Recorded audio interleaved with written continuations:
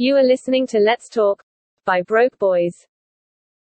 Right, yo, what's going on, everyone? Welcome to the Let's Talk podcast. Today, I've got by license plate, Cavi J, Jack. You get called Cav, don't you, all the time? Fat Cav. Mate, I only found that out about 2-3 weeks ago. Do I have to be closer? No, Oh, sorry. okay. You can sit and fucking chill. The only thing I will say, don't tap the table, otherwise you get a fucking sound. Okay. Yeah, mate, this is what I usually do. So with anyone that's kind of got a business, I always say, basically explain yourself. Kind of go through, just give us like a fucking summary of you and a summary of the brand. Because then everyone gets to be introduced and no one's going to do it better than you, basically. The first thing, you swear on it, didn't you? I don't care, yeah. We've spoke about this on the phone. Like, I really make a conscious effort not to to. swear. But my videos are 2 minutes long. So And I it's want you to be easy normal. for me I want not you to swear in 2 minutes. But in whatever long this takes, there will be some bloopers. Sorry, Mum. Yeah. Me, Jack Cavanagh, owner, representative, salesman of Gloss Yeah. detailing products. We've been going for 15 months now. Launched on the 1st of November 2019.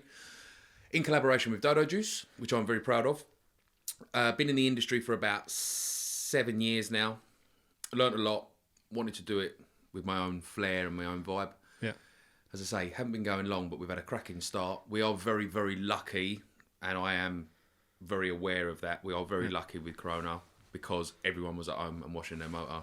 Yes. I think any detailing brand that thinks that they've smashed it this year for any other reason is just arrogant. You know, there aren't many people that say, "Oh, not thank God," because I want it gone, but we were lucky. Yeah. Fact. It catapulted us forward, and yeah, I think I just like making funny videos, and that's. I was going to say, that's literally... So we've been talking for the last fucking 3 hours, haven't we?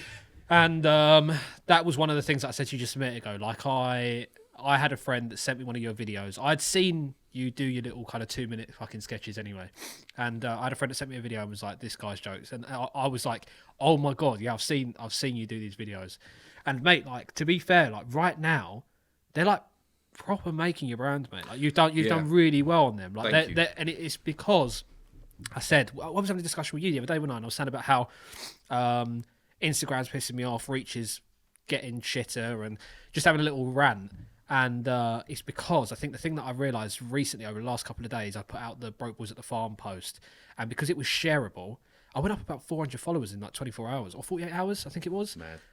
And it's shareable content, and those funny videos that you've kind of are nailing is shareable content. So I think that's why you've managed to kind of come out. I think you're right. I think, and please don't think this is me being arrogant again, but there is nothing but gloom out there, and there aren't many people creating content, unfortunately, because, you know, we're not allowed. And most people that are following me have got a normal job, and then they go and create content on the evenings and the weekends. They're not allowed to do that now. So for there to be a brand on their feed that is still making content daily, regularly, and it's funny, people have just latched onto it. And I've had way too many messages to ignore now. People saying, I needed this video today. They're not buying the products, and I don't care. But if I made their day a little bit better, happy days. You said that the other week, didn't you? You said like there's something that kind of it makes you happy inside knowing that you made someone else happy. And A day without making someone smile is a day wasted. Yeah, I think that's such a sick thing to say, actually, because I think that when you it's going to sound so stupid, but when you concentrate too much on the job at hand, your job at hand is sell products, right? So I think when you concentrate too much on that, you end up getting yourself into a place where, like, when you just focus on sell the product, you have an issue. Whereas if you're actually like, I'm just going to make a video just to give someone a giggle, like the knock-on effect of that is selling more products. Absolutely. Like, it's such a weird situation, isn't it? I think if you just delivered facts, if I said my fallout remover does this, 200 people will learn that. Yeah. Cool. My fallout remover does this. I'm going to tell you a joke and make you chuckle. Yeah. And then, obviously, we all know the algorithms are pushing out content that people are enjoying. That gets 10,000 people's attention, and I've now informed 2,000 potential customers. Yeah. Cool. And the thing is, and I shouldn't really say this, but car cleaning product, car shampoo is a car shampoo. We all have our different characteristics. Yeah. And there are better ones, there are worse ones. But generally speaking, a car shampoo will make a car cleaner. Yeah. So you need another hook. There needs to be something Yeah. else. You got to attach something to it. Exactly. And for me, detailing is so serious. Like, there's people in this industry now that call themselves vehicle enhancement specialists. Get over yourself. Rob, do you know what? Fuck Right, you're off. gonna again. I mostly shouldn't say this out loud because we have a following, and a lot of the following are detailers, right? So I've never been a massive guy when it comes to cleaning my car. I mean heavily clean. I'm a car enthusiast, right? So yeah, I want to make my car look good. So yes, I like cleaning my car in that aspect. But you know, some people that will spend like, I spent 2 days cleaning my car, and they literally like wake up, do it till it's dark, and then go again the next day because they've only just finished. I don't know, like the interior. that sort of thing. I'm sitting there going, wow, like no way, like I ain't doing that. And what was I going to say? I had a really good point then. It's just No, because I was just saying that the people in our industry they're so serious about yes, it. that's what I'm saying. So someone said something to me the other day. I made a joke because they detail cars, and I turned around, I said, bruv, like literally, I was like, you're a glorified cleaner. Oh, honestly, the reaction I got off of him, he was like, fuck off. I was just like, oh my God. No, don't get me wrong, like I'm not actually attacking detailers. Like, your job is insane. But that's what calling yourself enhanced, like going down that road of giving yourself extra names. This is like, the thing, right? In this country, we had car washes, yeah, we had valeters, and we had detailers. And detailers were the creme de la creme. They Yeah, were it's the different. boys that were doing it for a living. It was taking them a week, Yeah. and there's a lot of different opinions on this, but somebody spends a lot of time, really goes into the nooks and crannies of it. In my opinion, they're the daddy, and they're a detailer. Yeah. The phrase detailer has been watered down because everybody is. So now they're reaching, you know, I'm not just like him who is just washing a motor, rattling it out, having it done in a day. So I need to tell people that, I'm like, calm down, man. Your work's enough. Like that will show how good you are in this industry. The issue, sorry, we're going off on a tangent already, but the issue with that, and I think the reason why they feel the need to do it is because right now, you can take a picture of a dirty car on Instagram and make it look clean. You can literally turn that filter. Yeah. It's clean. Yeah. Absolutely. Madness. Absolutely. Right. So first off, before we end up going down roads, I want to talk about like you, and then we'll get into the brand because I think it's the better way to go around things. It's kind of makes more sense because I always like to find out more about the person, and then you're like, oh, so this is why you do what you do, right? So let's talk about the drama thing first. Okay. So from the age of, when did you start? Drama. Yeah. Oh, bro, like when I was about 4. Yeah, I'm the same. I'm sure it was year 1. So you're 1 when you start primary school. You're 5 when you start primary school, right? Yeah, or you're 4, depending on how it falls. Okay. So I started in a drama weekend thing. Yes, the Saturdays. Yeah, that's the what I was term doing before going to school. Don't know why, to be honest. I think there weren't a lot going on in my area. I didn't care about football, do you know what I mean? Size of me. Yeah. Rugby was a natural fit, but I just didn't want to get them cauliflower ears. I'm too good looking for that. And I thought, I'll have a go at that. Yeah. So I done dance. I done. This is mad. This is so funny because it comes as a standard package, doesn't it? Because like you said, in primary school, same with me. So what happened was when started in fucking reception. By reception year 1, there's a Saturday thing where you can send your kid for 3 hours in the morning. Yeah. And they get to do dance, drama, and everything. And Mom was like, "Do you like it?" I was like, "Yeah, I don't mind it." Like, however I said it then. Yeah, I don't mind it. And started doing the same thing, dance, drama. I didn't sing. I can't sing. But No, I can't sing. yeah, but like that is the same thing. So go on, carry I on. done Sorry, tap, modern, and ballet. I did modern. I was crap at ballet. Again, not built for it at all. And all the chicks, obviously, we're all kids, and they're all sticks, and they've come to the class, and they got like a Dairy Lunchable pack, and I've got a full buffet, and I'm like, I just don't feel much synergy. Was you a big boy as a kid? I've always been fat. Always been fat. Yeah, I think you explain yourself as fat. I think it's wrong because there's bigger boys than you, mate. There is bigger boys, but I have you're been bigger as well. You're a big built guy. When I was 5, I was 5 stone. 6 stone. Literally, it went up till I was 21. My 21st birthday, I was 21 stone. Fuck me. And I was a tank. Big fucking... I'm not far off that now. And my mum said to me, you got to do a bit of weight, mate. Literally stripped it, lost 10 stone in a summer. Got a bird, broke my heart. Standard. I was like, no, I'm going back to being fat again. This is horrible. Standard. I don't want to be... Standard, mate. I did the same thing when I was about... so I always explain this story, and it sounds a bit cheesier than it actually is, but I was year 7, so 12, 13, 14, year 7, year 8, around that time. And my mate started hanging around with this bird.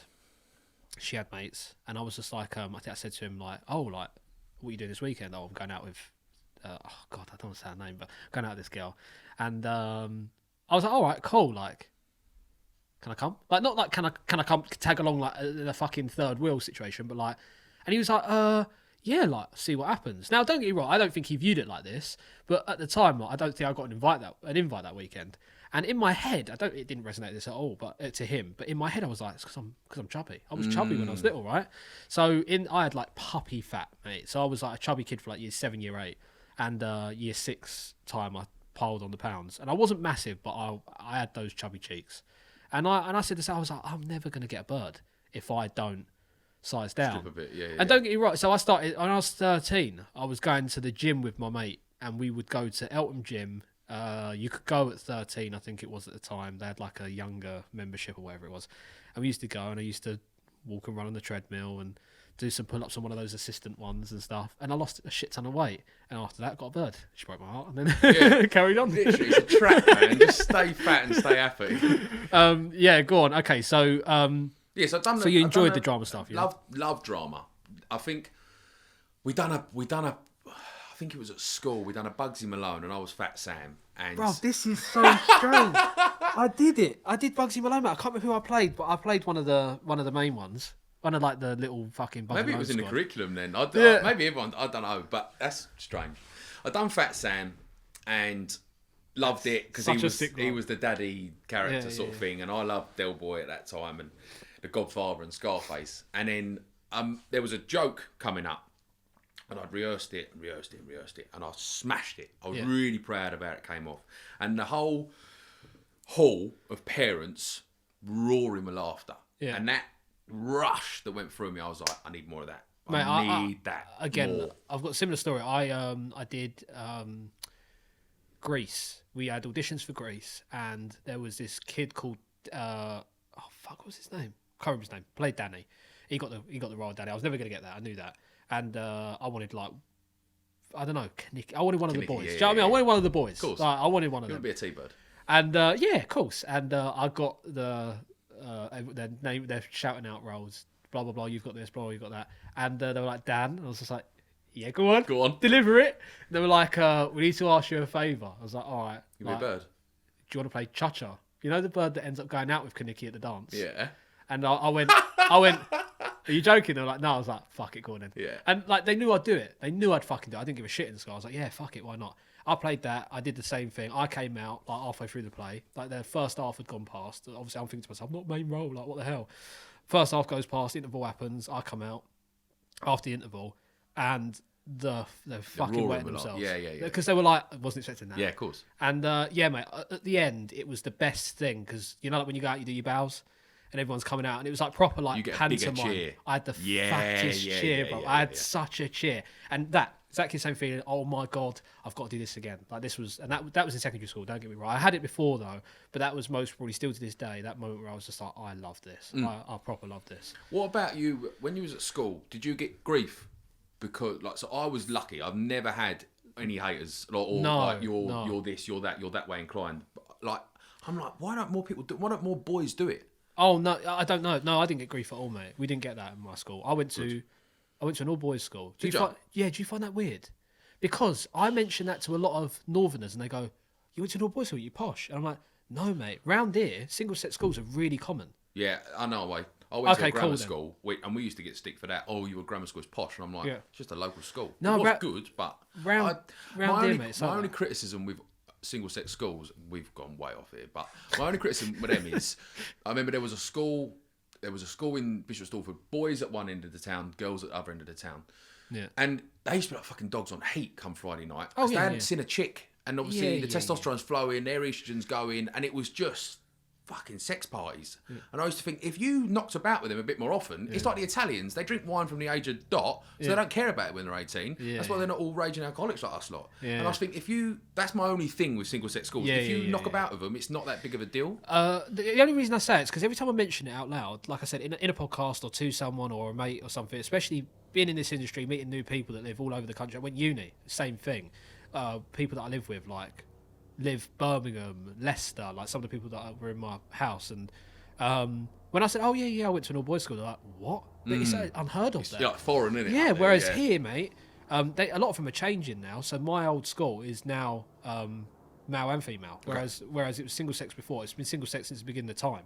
And yeah, mate, I went to an all boys school, and it was the school itself wasn't rough. We had a rough reputation from previous years. Right. And it was quite funny because you kind of had that reputation where like people were like, "Oh yeah, They're hard nuts. we're called Kemnal, like all Kemnal boys. Careful of them." And I thought we were just all in school, like fuck off, like we were all fine. But it moulded the way that I am today. Like you can most probably tell the way I've turned out because of the school that I went to and all the people that went as well. We've all kind of turned out the same. But we were all sweet with each other. Now you could, like I said, I got up on stage dressed up as a bird. I was like when you get them rolling images on websites. Yeah. On the big banner, I was like the second image, me fucking on stage dressed as a bird, like doing some crazy pose at the end of a dance or something.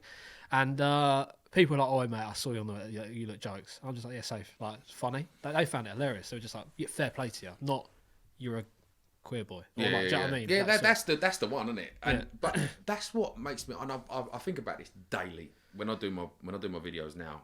I have no problem taking the piss out of myself whatsoever. Do you know what I mean? I call myself out for exactly what I am.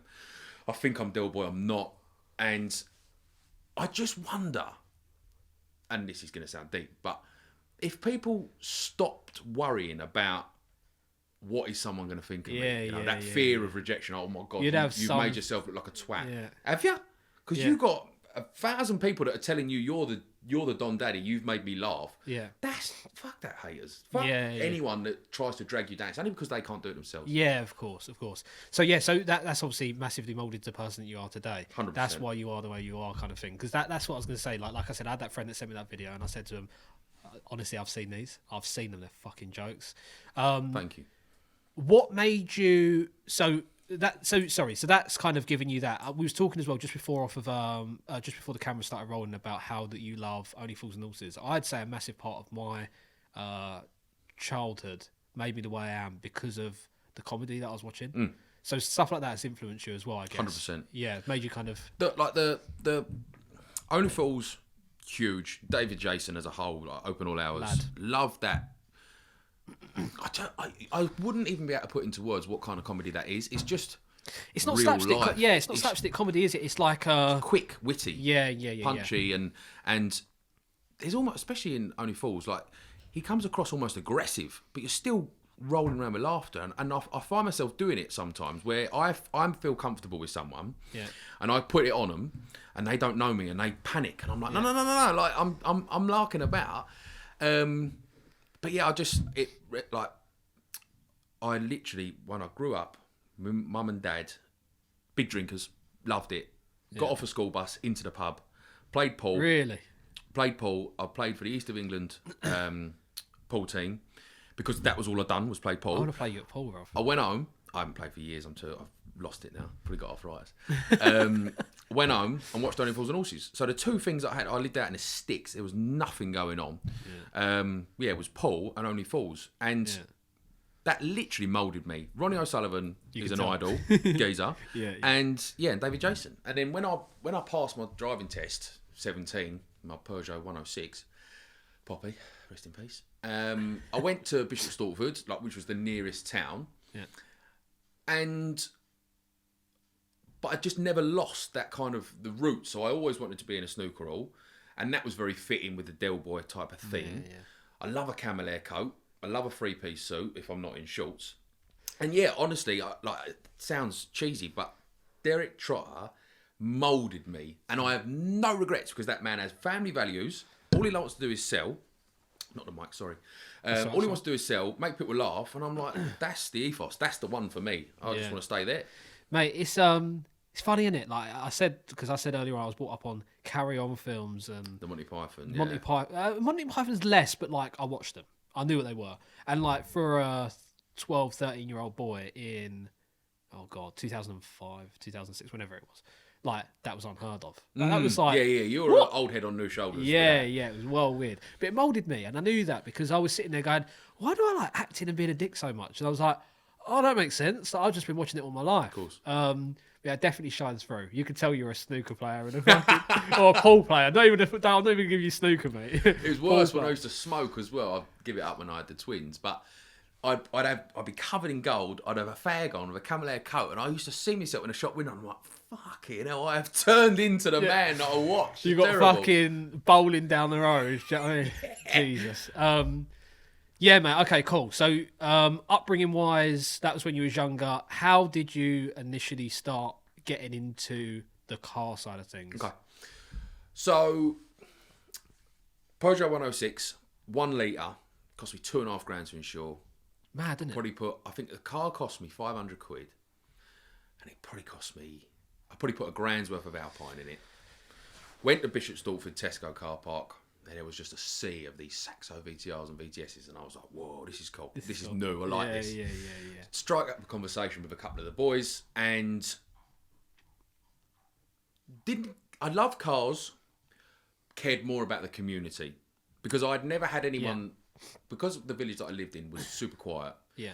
The school that I went to was very affluent, loads of money, and we didn't have none. So I never felt 100% like I didn't fit at school. Yeah. I didn't hate school, love school, but I never felt there was anybody that I really clicked with. When I left there and I met some more working class people with similar cars to me, and we were all just in a car park making each other laugh, I was like, This is whoa, good. this is... The social side of things the was what community sold feel. you. Yeah. So I had the 106, and then I had a Saxo VTR, then I had a Saxo VTS. Standard, isn't it? Yeah. What's a stand like? Yeah. Because I said I had Jamie FYD on him, and he at the time we just bought a new car, and he said, "I've bought a childhood dream car." Thank you, mate. I thought I put it on silent. Yeah, so he said, "I've bought." Done well there. Do you know what I mean? Why is it even ringing out loud? Yeah, so he it was on silent as well. That's so weird. He said to me, "I bought this new car, childhood dream car. Always wanted one. Or he had one, wanted to buy it back, and all this." And I said, "Are you going to say what it is?" He said, "No, I'm not going to say what it is now." So can I take a guess? And he went, "Yeah, I went Peugeot 106." And he went, "Oh, you're close. Week later, what's he doing? VTS. No, it's a Peugeot 106. Oh, it was a 106. And I got it right. Okay. So 106 is Saxos, just in general, like Yeah. all models from top to bottom. Like. Corsa B, a few of them boys had that. I had a Corsa B How, GSI. mate, I haven't asked you, how old are you? 30. Okay, this makes sense. I'm 27. I'm 28 this year. Yeah, I was born in, well, I'm 1990, so what you? I'm 93. 93. Yeah. So mate, so it's the same era. I was Same generation. You were catching most probably at its peak, where I was most probably catching it towards the end. Like my mates had Corsa Bs when we first got into modified cars, but they didn't have them for long. No. Then they moved on to Lupos. Do you know what I mean? That sort of thing. Yeah. And it's It just went a bit German. Oh, okay. Yeah. It was very French when I passed my test, and Yeah. then it massively went over to German. Yeah. When I was by 21. Yeah. And then it was when I bought my first XJ. Yeah. Because I could actually insure it then. What was we talking about? Motors. So community loved two of my best friends that I met when I was 17. Matt Bloom, Tom Fairhurst. He had a Saxo VTR. Tombo had an E30 318. And we was living the dream. We was going down to Southend on a 127, just eating Southend. McDonald's. That's when you know as well. Yeah. That's not a thing. I went down there the other day no. with the twins, and I said to my fiance, I said, "I'll go down there." We said, "We'll have fish and chips or whatever," and it was dead. Yeah. Saturday evening, I was like, I know we're in lockdown and I shouldn't really have been down there, but we was just going for a wander up the pier and wanted to get some chips. I thought, I know no one, and I thought there'll be some motors down there that are breaking the rules. I was just like, Nothing. what? Did you see? Was you Lakeside days as well? Yeah. The Lakeside GP. Yeah, mad. I was always last. Yeah. There was big boy power up there as well, and we was in our little 168 valves, and there'd be a skyline. Yeah. Okay, I'll go home then. Yeah, because I think that says it a lot as well. I did a podcast with Darren, Squeezed Orange, and we mentioned Lakeside. That And is I a was just timestamp, isn't it? Yeah, I was just like, we're the same age, mate. Like, we knew. Like, I was just like, this is... I knew he was close to... He's a year older than me, I think. I knew he was close in age anyway, and I thought to myself, that's how you know. And don't get me wrong, I've got a lot of people listening to this podcast most probably that think to themselves, I don't know that. Yeah, what is that? What is that? Crazy. Like, mad, isn't it? Missed it. Good times, man. Yeah, because I would have said, again, like that little 3-year difference that we got between us is me, you driving down the strip at Lakeside, and me standing at the side and watching. Yeah. I never drove down it. I drove down it, but I when it How long popped did up. you get before the concrete barrier turned up? Oh, See, you're talking. Yeah, you're talking about that end fucking road. Like the loop, the 8, the figure. I of think 8 it was there. roundabouts. I think it was there pretty much already because I ended up always standing outside of where TGI Fridays is Oh, and really? seeing them just do like dual carriageway roundabout, and come back. It started with the drifters doing a figure of 8, Yeah. and then the old bill turned up, everyone hooning down the slip road, and then the old bill go, and then it went from the drifting to the drag racing along the strip, and then it all went round to TGI's when the concrete bollards turned up. So I saw a bit of that, and then I went. Most of the time I was at fucking TGI's. Mad. Yeah, stand. I used to go in there, park up at TGI's, or there's like a little bit of road that goes in round. There's Costco bit as well, wherever it is. Used to park up all around there, all solid, like fucking on the pavements and everything, and then just stand up the side and watch. Did you ever go? No, I'm putting you on the spot here. Did you ever go to Basildon Lorry Park? No. Oh no! Actually, do you know what? No, I might have once. Is it? Hang on, because it might not be the same place. Industrial estate, heavy industrial estate. Yeah. You get in. It's just one strip. Like you turn into the road, one strip of road roundabout the end, and then. Dirty Great car park on the left. On the right, sorry, if you drive in. I have been. I went once. I've got a video of it. They'd come down. They'd turn around at the end of the road, shoot down, go around the roundabout as many times as they fucking can and go back. And you ever see when they used to lift the hose out the floor and fucking wet the floor? No, when we used to go down there was a McDonald's not far, obviously. Basildon and Pitsy is covered in McDonald's, but they used to go and get the chip fat. They used to break the lock, go and get the chip fat, and decorate the whole thing. But the poor lorry sods used to come in, try to break. No way. And it was terrible, but it was the coolest thing ever because anyone that had 50 horsepower could stick their McDonald's trays on the back of their on the back end and pretend they were drifting, and all the big boy drifters would come and not worry about killing their tyres. Yeah. But the spray of oil, you'd write that tracksuit off. You'd stink of McDonald's chips. But good times, man. Yeah, mate. No, I only went there once, and when I got there was a geezer that had, you know, when they fucking pull them manhole covers up. Oh yeah. Pulled one of them fire. You know what the fire department attached to, or fire engines attached to if they fucking need water. Pulled one of them out. He had a key for it. He must be either fucking part of it or what. I don't know what the protocol is. And pissed water over the road for about 20 minutes. And mate, when I tell it was like a river. And then there was geezers turning up with fucking E36s on trailers. That's how serious they were taking it. Yeah, they were coming down in like a Jeep or something, or like a fucking 4x4 or something with a white. I remember one kid. He was savage. He was the best one there. White E36 on a trailer, parks up, goes up onto the pavement.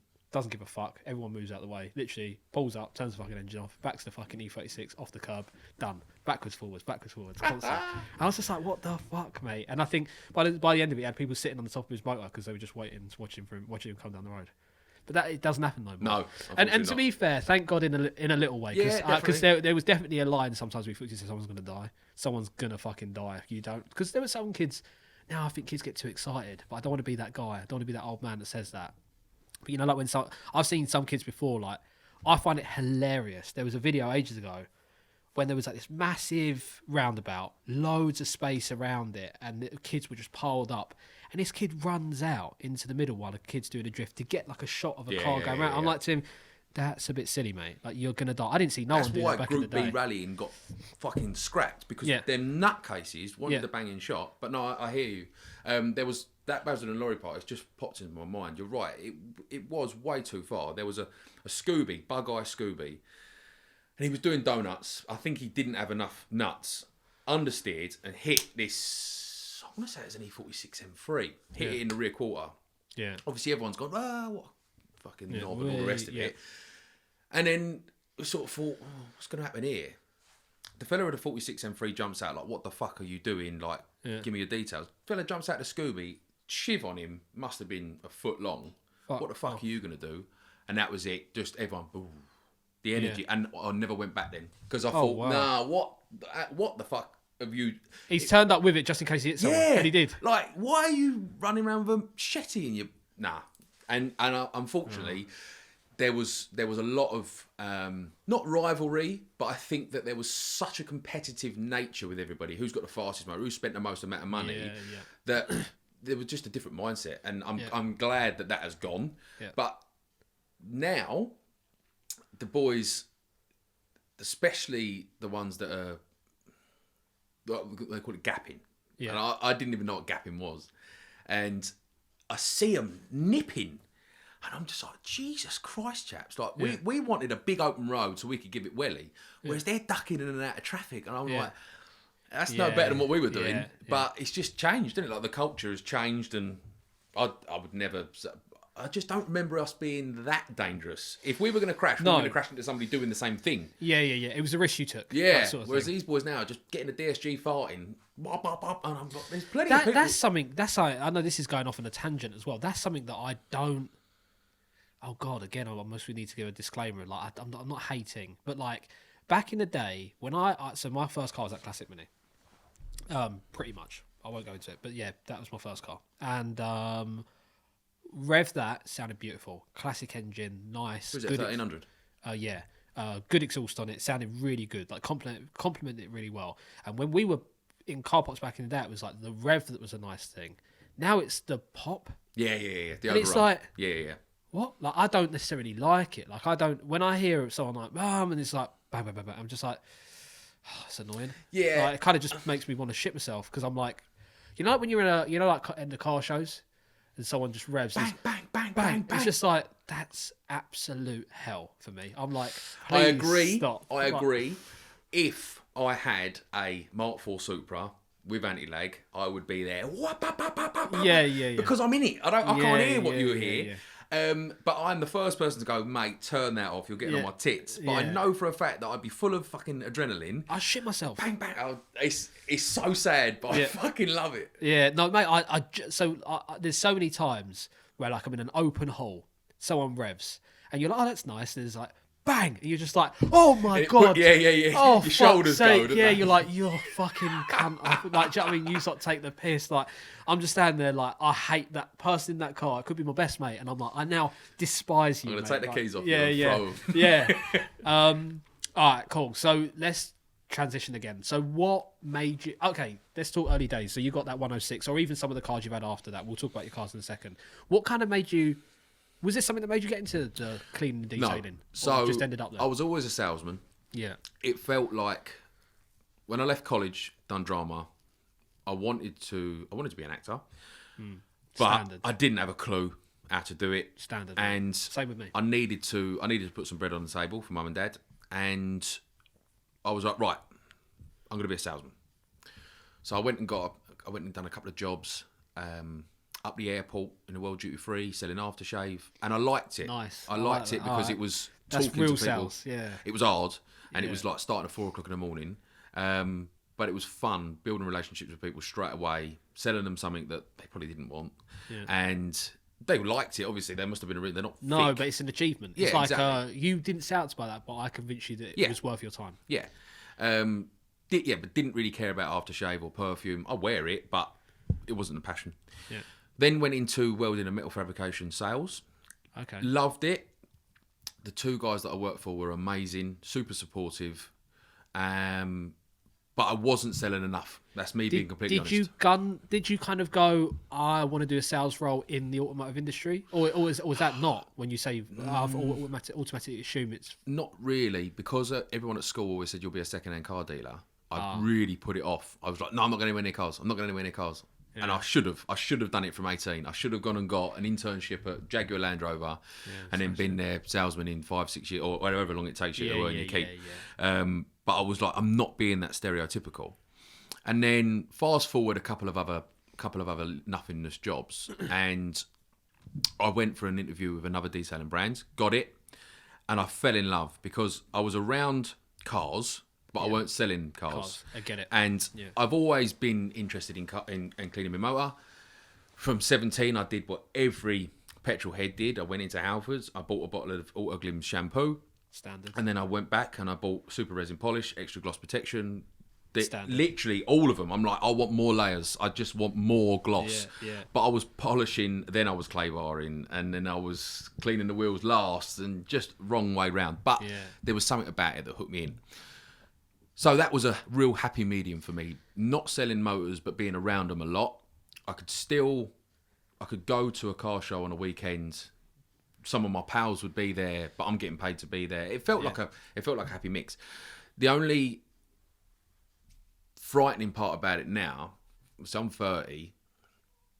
I feel like I could be getting a bit too old to be going to car shows. No, I do agree with you. I walked into my first car show. I've said this a million times, so I won't go into it. But I walked into my first car show in 2014. I've been to a shit ton since because of Broke Boys, and now I sit back and I go, I could stop. And don't get me wrong, I've got my own. That's the people are like, what are you talking about? Stop! Like, you're ruining it. But it's not like I could stop because I hate it. It's kind of like I've seen it. So for my own show, again, this isn't any sort of promo, and even though it's not a million miles away from being different from anybody else's, I try and do a few things to make it different. I.e., like, so for example, we do the whole turn up and show. You're on show. You could get an award. Like, if you want to be in, you're in. And people are like, oh, all right then. I get a million messages. Oh, how do I apply? And I'm like, fucking hell. Like, have you not heard or have you not read the site when the site's live, or have you not read the Facebook event that's live right now, right? So, and I wanted to change it up ever so slightly.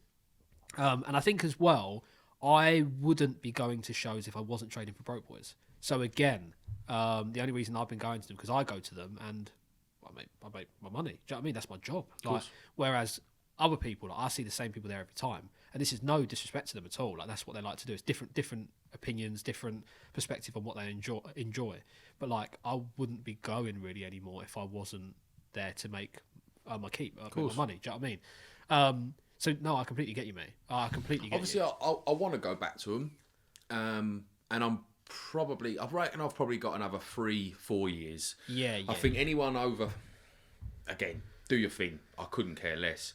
I don't feel comfortable going to a car show where it is predominantly late teens, early 20s if I'm older than 35. My audience, to give you an example, my audience average age is, I think it's 17 to 25. And it pains the shit out of me now when I sit there and go, I'm out of my own target market. Yeah, but don't get me wrong. And then some people would be like, oh, well, you're past and gone. But it doesn't, because now my brand is a business and I'm older, wiser and more business headed than I was before. Yeah. You see when these lights flick, by the way, if you notice they flick ever so slightly, it's when the heater turns off. That's how bad the electrics are in here. Just thrown out there. So now I'm more business headed, so I'm concentrating on that more. And yeah, mate, it's just a weird. It's a culture thing. Like, there's you grow out of it. There's an age where you go from Radio 1 to Radio 2. There's an age where you go from fitted to concours d'elegance, or however you pronounce it. Yeah. And I think, when I don't want to be that. Ooh, he won't fuck off. Like, yeah. It's not a bad smell. No, but there are fuckers that you just think to yourself, oh, it's time for you to go. But they're so important. Brand awareness. Obviously, Stjana is a very simplistic brand. We've hit it with a very different. I know we're going to talk more about brand, but it's a very different 100%. Look, and a lot of people think that it is from a foreign country, which is fine. That's what we wanted. Yeah. But I think it will help when people go, oh, hang on a minute, I've seen that on a paid advert or whatever. I didn't realise they were here. And I would like to go out and see some motors again, to be honest. Because we're at that stage though, aren't we? We've been inside too long now. Yeah, We need to go outside. We need to go and shake some hands and just see some people. And I'm interested to see what lockdown has done for car modification. Because agreed. I'll be honest, we've been building a car that should have been ready a long, long time ago, but there's been nowhere to show it, so we've done a little bit more, and we've done a little bit more, and we've done a little bit more. Yeah.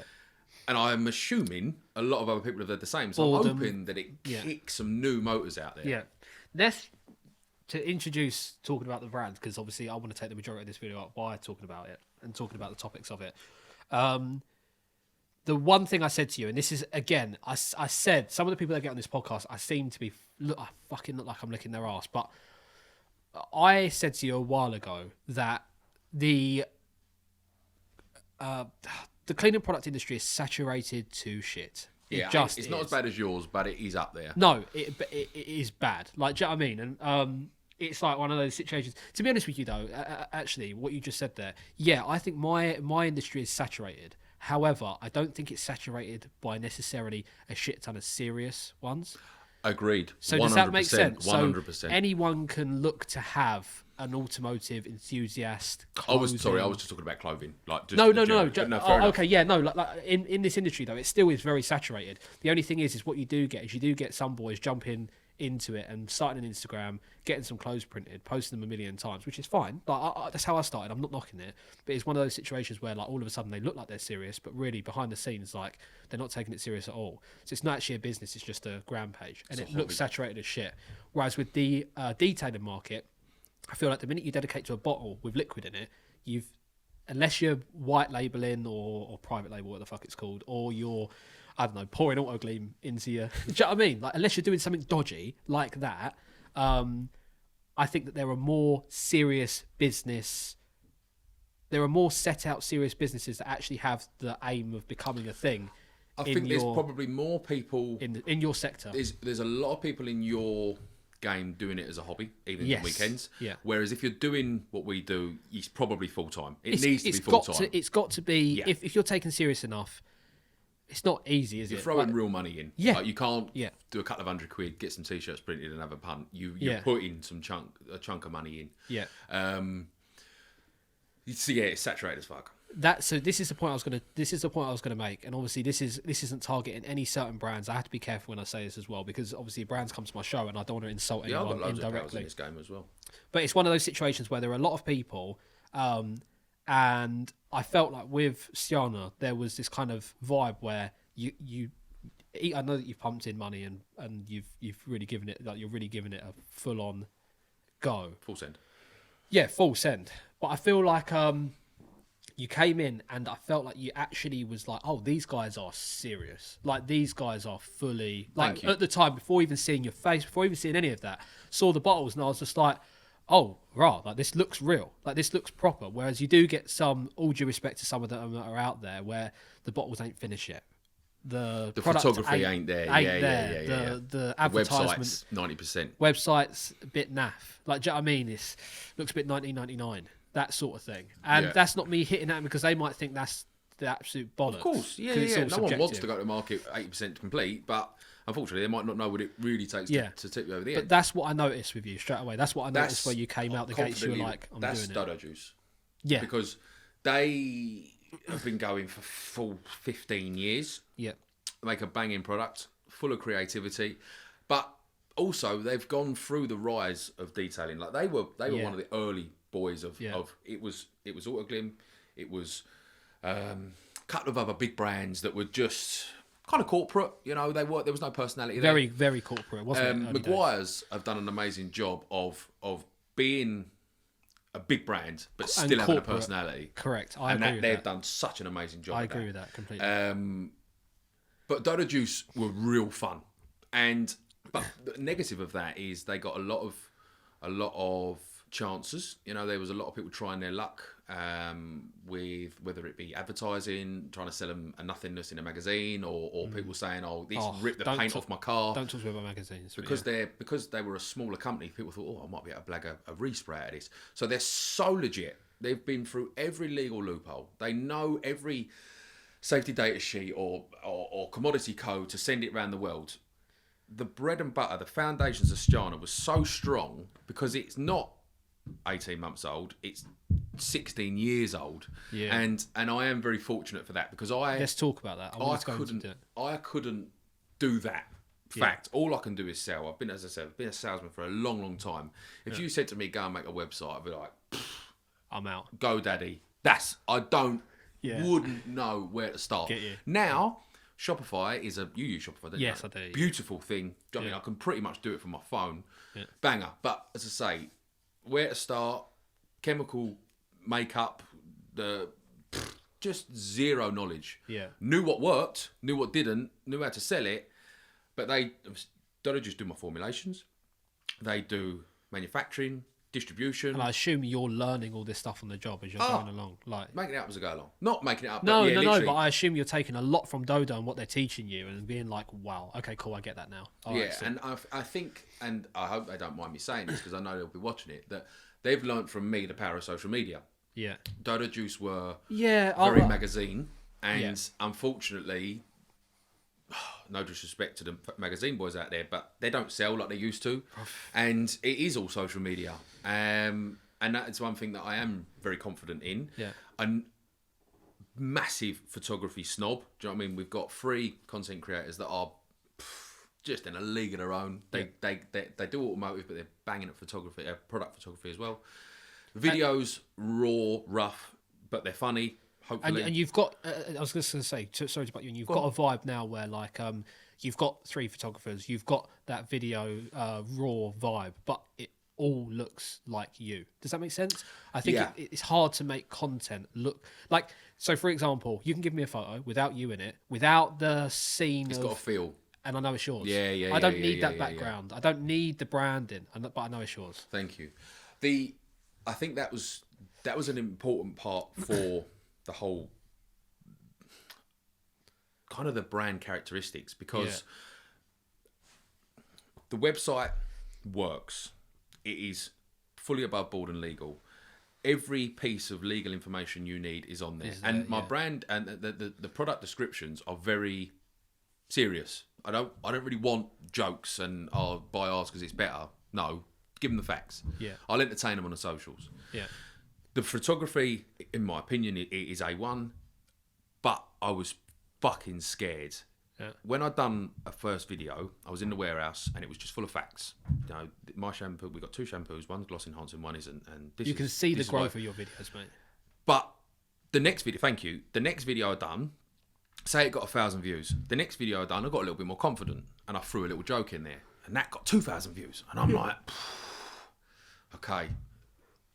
I don't want this brand to be funny because it was meant to be quite serious. I get you. But that's what people want. Bro, do you know what you discovered? And I discovered it a very long time ago. It's the becoming you. Like, that is you. Yeah. Being like, a part of the brand. From talking to you for like the last 2 hours before this, like, I'm like, oh, okay. Like, that's him. Like, and letting yourself go to be you. Now, don't get me wrong, that's not always beneficial, but it works in your case. Like, it works in mine. Like, I'm sure some people will be like, you are broke boys. Yeah. I'm sure, don't get me wrong, I'm sure people are going to fucking hate me. I'm sure some people are going to hate you. Like, just because they're like, oh, fuck, he does my nuts in. But at the end of the day, like, you were just taking a journey onto discovering, okay, actually, I can kind of be myself in these videos. Like, that makes perfect sense. Like, if you had come in, if you were all serious, proper, and then sat down with me today and said the stuff you had said, I'd be like, oh, he's so different in real life. Like, he's not that serious. I just feel like if straight going facts, there's a lot of brands out there that do it, and they are selling tons. Yeah. But I feel like I like your brand. I don't love it. Yeah. If you give it the personal touch, you can have people say, oh, I love that brand. And there are not many brands that I love, but all of them are because there's a person that I can fall in love with. Broke Boys is the same, because I found that I might not have the most buyers, but I definitely have loyal buyers, mate. The people that do buy, my God. I messaged some kid that I know, that I know through my brand, that I know because he's bought stuff from me. I messaged him about 2-3 months ago and I said, I'm banning you from buying stuff from my site. Like, you are spending a joke amount of money. Like, he buys everything. Jesus. And I'm like, wow, like, how? And there was like 1 month, like, I won't say it out loud, but I looked at the amount he spent with us and I was just like, mate, like, literally, you spent your wage. Like, you spent your entire, I was like, I messaged him, I was just like, I appreciate you, mate. And I sent him out a load of stuff. He's like my biggest buyer by far. And I sent him out a fair bit of stuff and I said, look, I can't. I said, stop buying my stuff, and he said, "There's no way." And I said, "Look, okay, cool. Like, I can't stop you from buying my bits, but let me give you this. Let me give you these bits." Give him a sweet note, do you know what I mean? And probably hooked him in more, and he come back for more. Oh later. That was actually the. No, I'm joking. No, he knows who he is. I won't say his name out loud, but he's a lad, mate. And like that sort of thing. Like, I can't thank those people enough. But that, I think, is because. It's going to sound cocky, and I hope it doesn't come across like that. It's because when you add personality to a brand, people buy into personalities. They don't. When you buy a product, if you feel like it's got a personality with it, you're more likely to buy it. Do you know what I mean? So absolutely, that's what kind of. Yeah, I think you doing what you did is a good thing, especially you exposing yourself and doing all this, like, kind of being more like you, and you going, oh yeah, all right then. Like, I'm cool. I'm going to do that. Like, I'm going to put myself out there. I'll be on the gram. That's fine. Did you have that perspective from day one? Nope. So obviously I know you just said, okay, you had kind of a different. I want to be a bit more serious. But was it like the brand was almost meant to be arrogant? So it wasn't meant to have you at all. The brand tone was meant to be arrogant, stylish as fuck. Yeah. Mad photography, but almost a bit of a Banksy, i.e. Don't know who it is. Fuck. Who the fuck are these? Yeah. And then we go to a show. and I wouldn't turn up in a balaclava, but it would never be. That's the owner. guy. Yeah, Literally, yeah. I wanted it to be. We wanted it to be kind of a. That's just them. That's like it's like Preem. No one really knows Supreme. No one knows but who they the want guys. it. Yeah, that was the thing. But sorry, so going back to the video views. Sorry, yeah. Instagram was I still think it's a tricky place to gain a following, and for me, seeing that transition of, wow, I cracked one joke, mildly funny, Yeah. and the views went up. All right, okay. Do we need to change it up a little bit? And then the confidence grew, and the humour grew massively, and then I put the phone down, and we bought a big boy camera with a proper lens, and it looked better, and I was like, okay, but I'm still keeping it funny. And then some of the fucking videos, I'm just like, Jesus Christ, who's watching these? Yeah. But I can't. I feel like can't go back now because that's it. Stana are the brand that have absolute first thing a good product. That's why I'm so confident on the camera because I will go. This is going to sound horrendous, and I don't mean it like that. This is coming from a good place. I will go toe to toe with any brands. We make it all in house, and if there's something I don't like, it can be changed like that. Yeah. So my product, I would go toe to toe with any company. If I have a similar product, obviously ceramics, I don't do ceramic coating, so I couldn't do battle with them. But it all starts from a foundation of confidence in the product. Yeah. And then, what was I saying? Yeah, confidence in the products, and then having that on. If you've got nothing to worry about on camera, and same with your shit, you know the quality is insane. That's why I'm wearing it. Yeah. God! This went out. Yeah. When turns up. I don't know if you did it on purpose, right? But it turned up to me because obviously podcasts as well. Not everyone's going to see this on the on the YouTube, but he's wearing literally team tee. Yeah. When it come through, Broke Boys team tee. I was like, first and foremost, it's nice that you got a double XL because nothing fits me. So it turns up, and I was like, yeah, cool. Cracked it open. I was like, fuck. Yeah. That is a thick t-shirt. Yeah.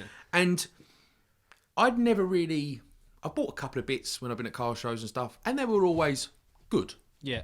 They were never exceptional, but they were never piss poor. No, so I thought it would be like that. Do you know what I mean? But when you're always wanging on your story about the quality is insane, and I was a bit like, how fucking good can it be? Yeah, yeah. Holy shit. And you're the same. You got the confidence in it because it is fucking good. And it's the same as me. I'll turn around then, and obviously it's going to sound like we're looking at each other's asses, but again, with your product, so when you sent me out the can and the product in it and stuff, I was like, I would, first of all... You messaged me, didn't you? Yeah, I messaged you, started chatting to you and stuff, and then you was just like, let's fucking have a trade of products, basically. And I was like, all right, sick, amazing. I fucking send you a T-shirt. I had no stock in. I fucking send you a T-shirt. You send me this massive can full of products. I thought I've mugged him off. I have mugged him off a treat. But yeah, again, mate, so because I'm not... going back, because I'm not hugely into... I was never hugely into cleaning my car. It was never like... I want to spend 4 days on fucking cleaning my car. You want a dirty car, go to a clean car and call it a day. Done. Yeah. And because of that, when I got your products through, I thought to myself, I'm going to give these a good test to my knowledge. Again, I'm most probably doing stuff the wrong way round. I'm most probably... do you know what I mean? Like, you not know when misusing it, but not getting the best out of it. Yeah. So I'm going to out you. Cav just said some of his monster. He didn't want to get it on screen, just in case he felt like he was I got an energy drink and a vape stick. I look like such a millennial. Here's me saying I'm too up to go to car shows. I just need a hoop in the ear. Yeah, I was going to say, you need holes in yours and you're done. Yeah, a few more tattoos, yeah. Yeah, so for me, it was really about making sure that... I was just sitting there, I was just like, am I going to be able to use these products? It sounds so stupid, right? But like, am I going to fucking know what they do? And I pulled them out, read the instructions, I was like, perfect. Like, don't get me wrong, I'm not fucking stupid. So I was just like, okay, sick, cool, put that one down. And I have to enjoy the product. So I've not enjoyed a lot of products, cleaning products in my life. I had a full stack of products. I've ordered them off of product suppliers, say. So I've got a mixture of loads of brands. Yeah. And I use them, and I use like the... fucking break the place. I've used snow foams. And I've always this is naive. How naive I am. A couple of years ago, I'd get a snow foam, I'd spray my car, and it'd like run off straight away. And I'd be like, "Why is it that all the ones on the gram look like they're soapy as fuck?" And they're like on there. People getting these photos, and they're like so creamy. Mine looks like fucking bit of soap and water. I'm like, how is this happening? And for me, a lot of people are going to go, well, damn, mate, it's because like some are more. Do you know what I mean? Some are more soapy than others. Like, I don't know, like the terms, but I would always sit there and go to myself, how are they doing that? How is this happening? And it was just the naive side of me. But then if I was to squirt my car with snow foam, it'd be the soapiest fucking thing in the world. I'm sold by the gram. I'm like, oh my God, this is the right one. But it's not it's necessarily the right one doing the best job, but I'm enjoying it. Absolutely. And I feel like cleaning your car is something you've got to enjoy. Your products made me enjoy cleaning my car. It's the same with, I will give it to them as well. Autogleam sent, a couple of years ago, sent me out the Polar range, which was the new range that they had at the time, released it. And I enjoyed cleaning my car with that. I took it and I was just like, yeah, fair enough. This is good. Like, I like this. This is fun. And with all your products, like, I found them to be fun to use. And there are other brands that I get that with as well, but I don't find that with all of them. Or certain product specifics. I've sprayed something on a car before and been like, okay, I'll follow the instructions. I'll leave that for the next 10 minutes and wait till all the grot and grime and shit is coming off. And then it kind of doesn't. I'm just like, am I doing this wrong? Or is the product shit? Like, do you know what I mean? And then I can never tell because I'm not a detailer. So when you sent me out that stuff, I liked it, and I backed the quality too because it didn't only feel fun, but it also was good. Like, I put the snow foam on, obviously fucking washing it all off, and I was just like, oh right, actually fucking, I've put snow foams on before, like washed it all off and been like, it's just as fucking dirty as it was just a second ago. Like, what the fucking point is of what's the point of snow? Big talking point about snow foam. Yeah, what Does is the it do point? anything other than take a good photo? Yes. But yeah, using that, and as well, I don't know, your shampoo. I don't Was want it the green one or the green brown one? Bubble. Oh my God, the smell, bruv. Aquaberry. Yeah. Oh my days. I was using that the other day. I did a quick clean on the missus car, and oh mate, banging, absolutely banging. That was another thing. We didn't, obviously everything's got to smell good because it's essential. Yeah. Is that the right word? Like, experience sounds a bit sexy, that doesn't it? Essential. I don't know if that's the right word. Feels a bit strange. It's another sense. Yeah. But there's a lot of quite, I don't want to say this offensively, but there's a lot of quite kiddie friendly fragrances. No, we didn't want that. We wanted adult fragrances like aquaberry, mint, the aftershave air freshener that we've got. You know, we could have gone coconut, we could have gone bubblegum, which is super popular. Yeah. Not a differentiator. So let's go a little bit more mature on the fragrances. They're all still good, of course, but they're just a little bit different. Yeah. And I think that was another thing. People go, oh, it smells different to everything else I've used. Because mate, at the end of the day, like, it's a full experience. So you're sold by the gram. So let's talk on like let's talk in a normal customer buyer situation, not a detailer's situation. Yeah. So you're like, I need it to look good. I want that snow foam to look like I've just painted my car. Number one. Number two, I want it to smell banging. Number three, I want it to fucking send me work. Like, I want that to happen. And once you've got all of those things and you feel good while using it and you're having fun while doing it, you smash the product, really. Let's be honest. For the majority of buyers, you smash the product. Yeah. If it's 10 out of 10 outstanding and happens to look amazing and have all the other things as well, well then, okay, we're talking other levels. Like, you're absolutely killing it.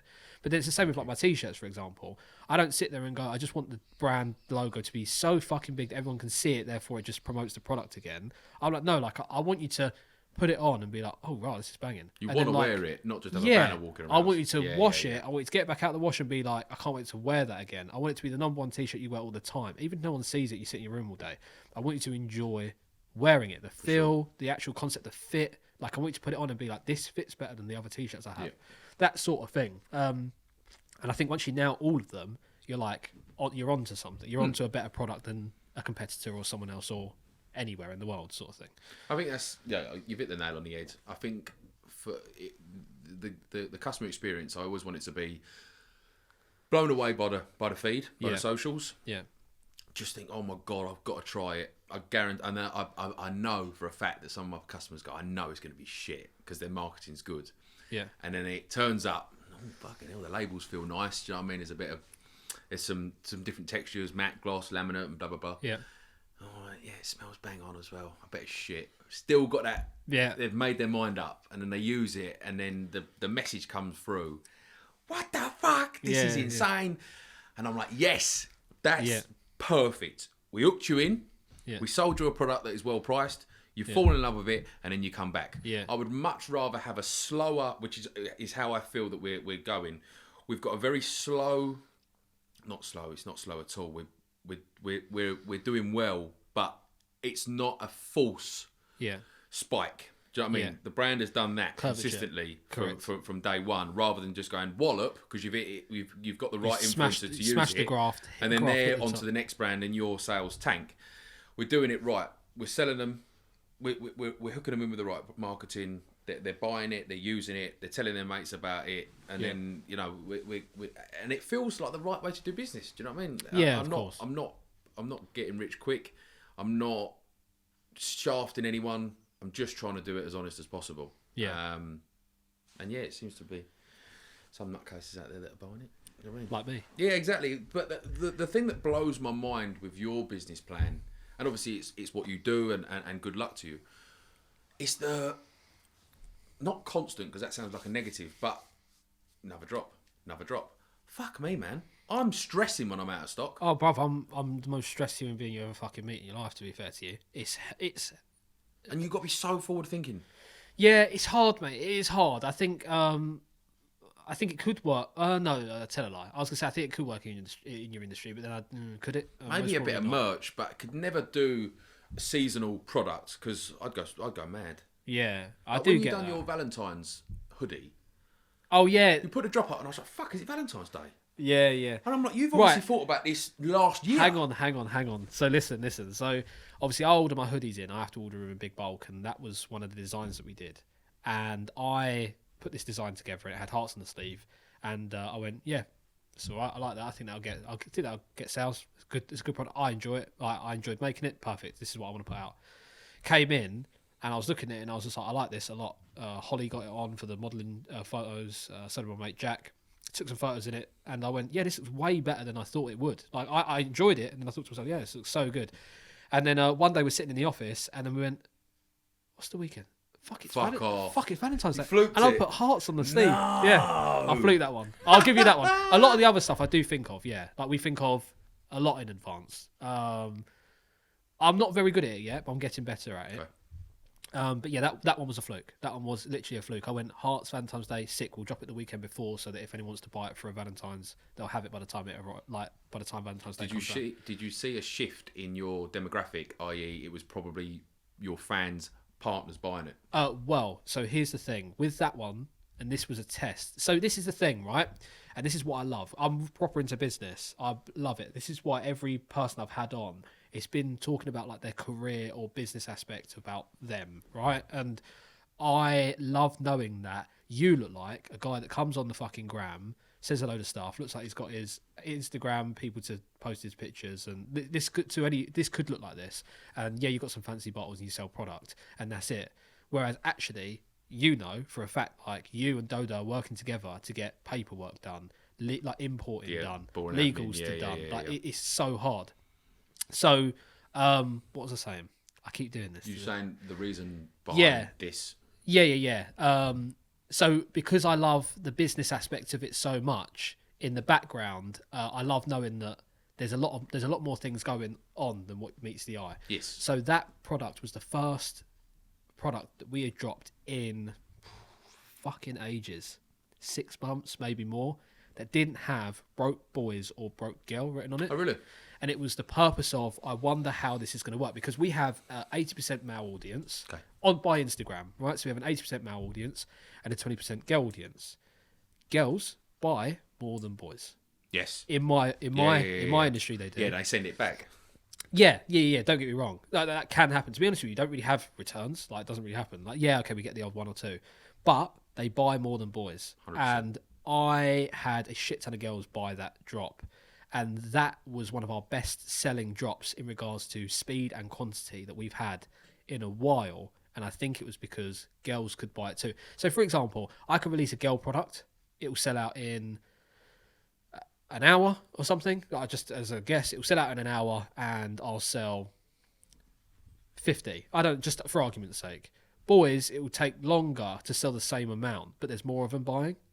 Does that make sense? So like, there's only 20% audience of girls buying, but they'll buy it fucking quick. Like they're like, yep, bang on it, mine, sick. Do I like it? Perfect, done. So they know their card number off by heart. Yeah. Whereas the boys are like, it will still sell out and it will still do well, and I'll still sell as many, but it takes longer to do it. And there's like fucking 4 times the amount of them in comparison by Instagram stats and stuff like that. So it's really odd. But I was going to tie this into you. I'm losing my mind today, I think. Right, take your time. No, it's good to know that obviously, like, there's other things behind the business where, like, you're doing I'd say the content creation part, which is obviously the bit we're talking about most, is probably, in the early days, it was probably 10% of the job. Yeah. It's probably more like 50% of the job now. Yeah. The other 50% is selling it, and it is talking to dealers and distributors all around the world and all around this country, and they are, without doubt, one of the most valuable things to Stjana, because when it's to be fair, January was busy, but when you have a quiet month, you need a dealer to come in and just throw you a big order. And there's been a couple of times early on where I was like, fuck, dealer would come in, big order, and you think, oh, sorry, good. That's right. Thank you so much for helping the brand. But they've got demands. Do you know what I mean? They want their certification. Especially if it's going further than what used to be Europe. It ain't easy sending chemical around the world. No. I can imagine. And like the States, everyone's got a different rule or a different way to get it in. And sometimes you can send it direct to the customer. Sometimes you've got to go to the port. And there's a lot that no one wants. People keep asking me to do a day in their life. I'd like a YouTube video, and I'm like, do you know how fucking boring my day is on a Monday? Mate, I'm the same. Like when you're just filling orders. To be fair, that's quite a cool visual, but there's a lot of not cool stuff in there, like the admin side of things. And don't get me wrong, I'm enjoying the conversation on the email or the phone call, but I can't put that on a video. Do you know what I mean? So I'm like, no, let me just teach you. Let me just show you how to use the product. But yeah, the hardest part and the most rewarding part is the bit that nobody sees, and it's the bit that is probably, in my opinion, the hardest. Making a video on how to use a product comes quite naturally to me, but talking to a guy because of your background, talking to a guy in a foreign country through Google Translate on an email, and especially when he's got the order and you're trying to get it through customs and he needs to know a little bit more information, and you think, I don't want to get this wording wrong because I want him to sell the shit out of this, so I have to, and I'm like, fucking hell, like I don't know if this comes out right in Russian. Do you know what I mean? And it's so stressful. And then sometimes he'll message, like, Skype are amazing for doing instant translations. Oh, I didn't know that. Yeah, literally, you can type in English and it will spit it out to them in Russian. Sick. He will message me off the back of an email. He'll message me on Skype and he's like, did you mean this? And I'm like, no, I didn't. He's like, let me put that right. Yeah. And it comes up, obviously, as we're getting bigger and we're getting into more and more countries, that is becoming more of a thing. So I need to... You get little translators or something. I need a helper. Yeah. But I don't know what I want them to do. I want someone... I want my twins to be 16 and help me. How old are they now? 2. So they got a little while. They got a little while off.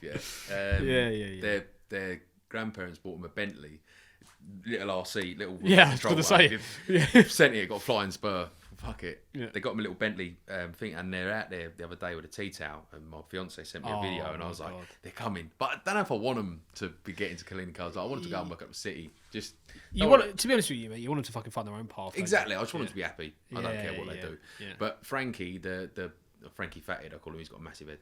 He is me down to a T. Looks like me, just always acting up and making people laugh. Whereas Zachary, he's much like his mum. He's a little bit more quiet, a little bit more reserved, sort of thing. Yeah. And I'm like, he's sick in it. I always find it really cool with that when they've got their own little personalities. It sounds so stupid, doesn't it? Obviously, they fucking do, Dan. Like, do you know what I mean? But it's just so cool. Like when you see, like, I don't know, when you see twins, you just think to yourself, oh, they're gonna be the same human. Like, and they're just not. Like, I agree. When we go, like, say from a set, we go to Tesco because it's the only place we can go.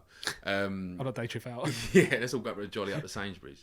We go out and they look similar. Yeah. And when they're out, they're looking about, they're not 100% confident. So I get it. Most people will go, they're identical, they're exactly the same person. But as soon as you get them at home, one's got a book out and one's punching the telly. You're like, what the fuck? You're two different people. But yeah, that would be. I need a helper. I need someone that wants to get on the screen with me, because I don't want it to be the Cav show forever. I will never not want to do it, but people can get bored of me. Mate, I'd agree with you. I'm literally, I feel the same. Like I don't mind doing the videos, but like wouldn't mind having someone else do it. Of course, yeah. And even there's a few of my competitors that have got a double act. There's 2 of them, and I'm like, lovely. Because if you're having an off day, he can jump in. Or best case scenario, you both do it, and then if you're not a big fan of him, you've got him to fall on. So you're always watching. The only thing is, in our situations where it's yours and it's your baby and it's my baby, you're never going to have someone do it as well as you. Like that's how. Even if they'd done it better, you wouldn't think it, would you? No, of course. No, and you don't. Obviously, you're in charge, right? So you're going to be the one turning around to that person and going, "Oh yeah, by the way, can you just quickly throw up a video, do this for me?" That's all right, but you want them to like do that initiative thinking where like they're actually being the ones going, "Oh yeah, I'm going to go do this quick," and you're like, "Oh my god, that was what I was fucking." Yeah. It just doesn't happen though. Like I mean, No, it can, but it does. But you've got to pay them because they've earned their keep, and that's why they're valuable. So hard though. Yeah, I must admit, I want to hang on as much as I can because as I say, I am blessed in that distribution. Do you know what I mean? There's 10 lads in the warehouse and manufacturing. Yeah. You know, so all I really need help in is customer service and content creation. And Dodder Juice do loads of it for me. But it might be quite nice out there to have someone hit record for me. Yeah. Not have to hit it, run round, make sure it's in focus, go back, make sure that was like the thing that I've just shot was in focus. Right, okay, now I can do it. And it's such a first world problem, do you know what I mean? I sound like I'm being a bitch. But that's true though, it's business. It would be nice to have a little helper. Like I've done a bit of filming. I'm not going to say before because I am fucking excited. I haven't said it. Yeah, obviously, cool. Big. Yeah. Fuck me. I'm jealous, mate. So proud. Am I allowed? Am I allowed to say that I know? You can. Yeah. I mean, I'm not going to say it. I can cut this out. No. Okay, cool. I've told a few people. Yeah.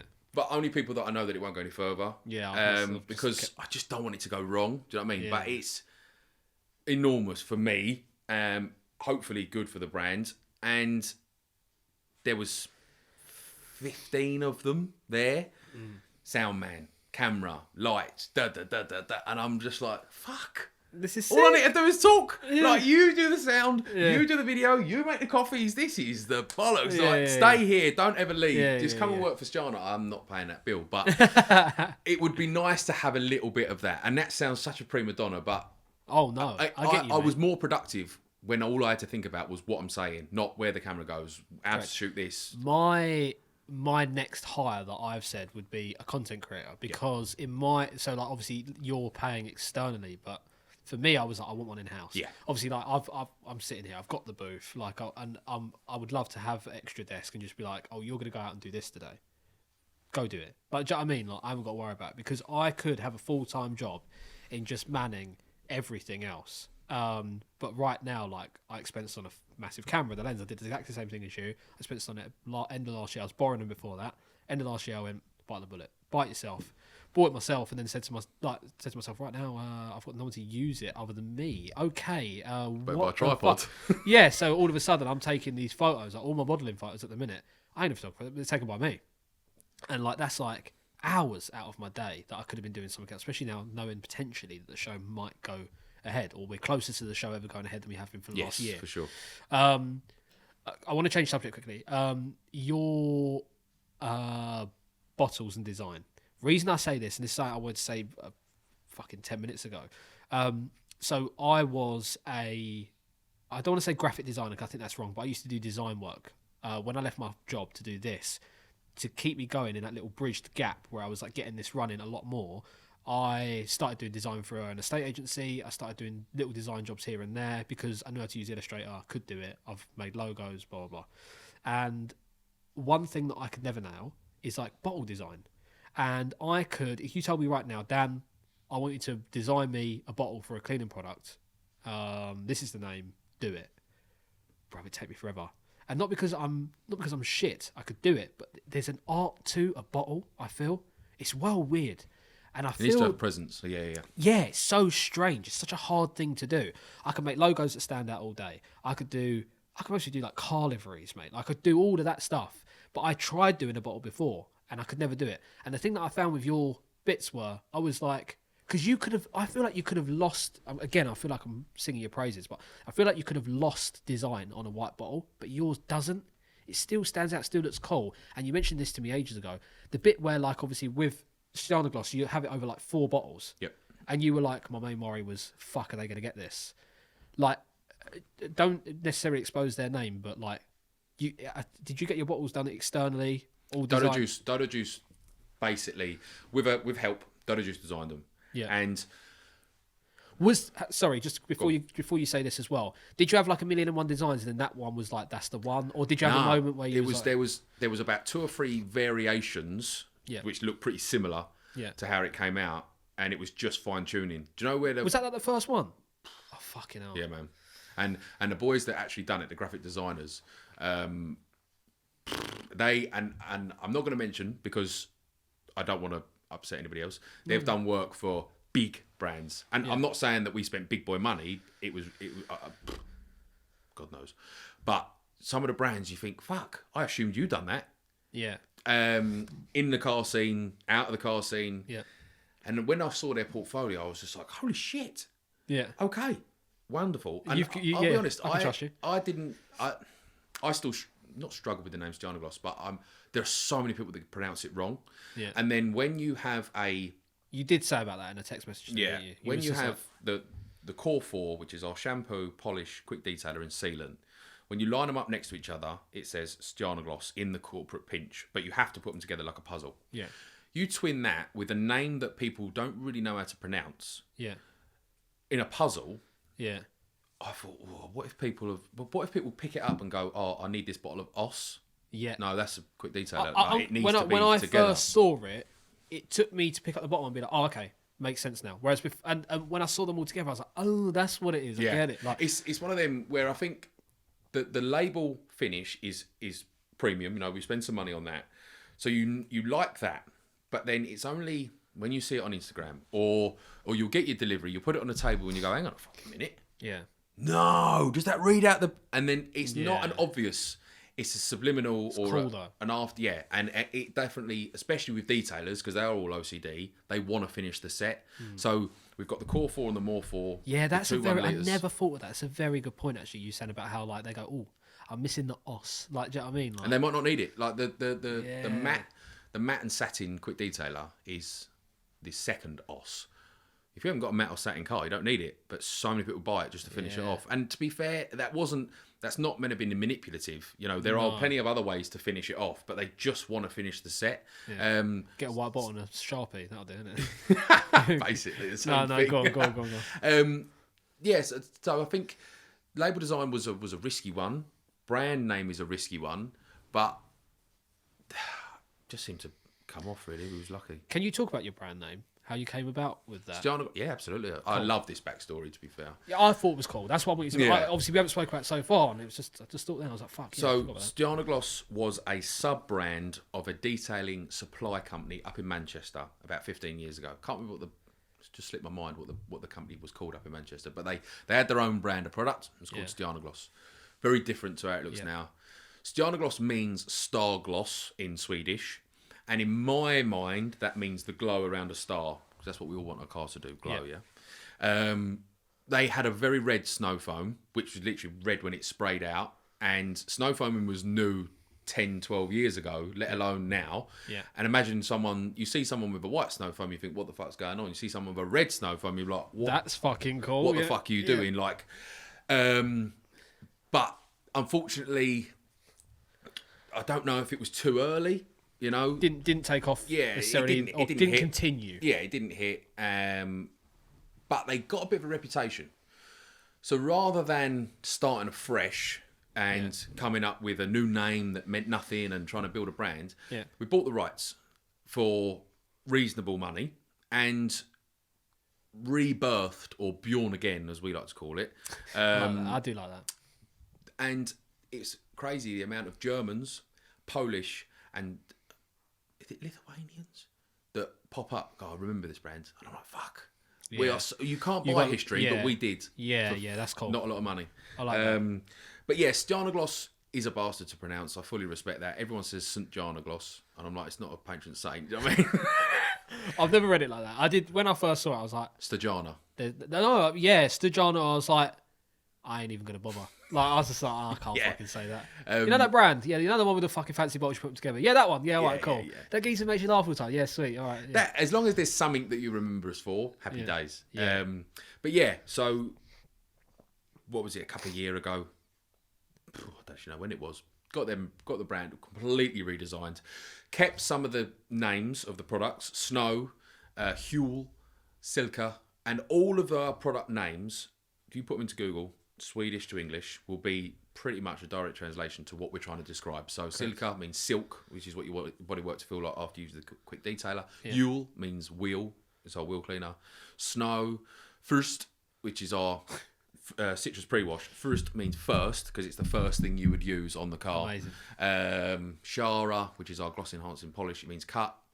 And then what's Parla? Gem or diamond, because that's the last thing you go on. It adds gloss. Yeah. What's a couple of the other ones? Gummy means tire. Means rubber because you use it on your tires and trim.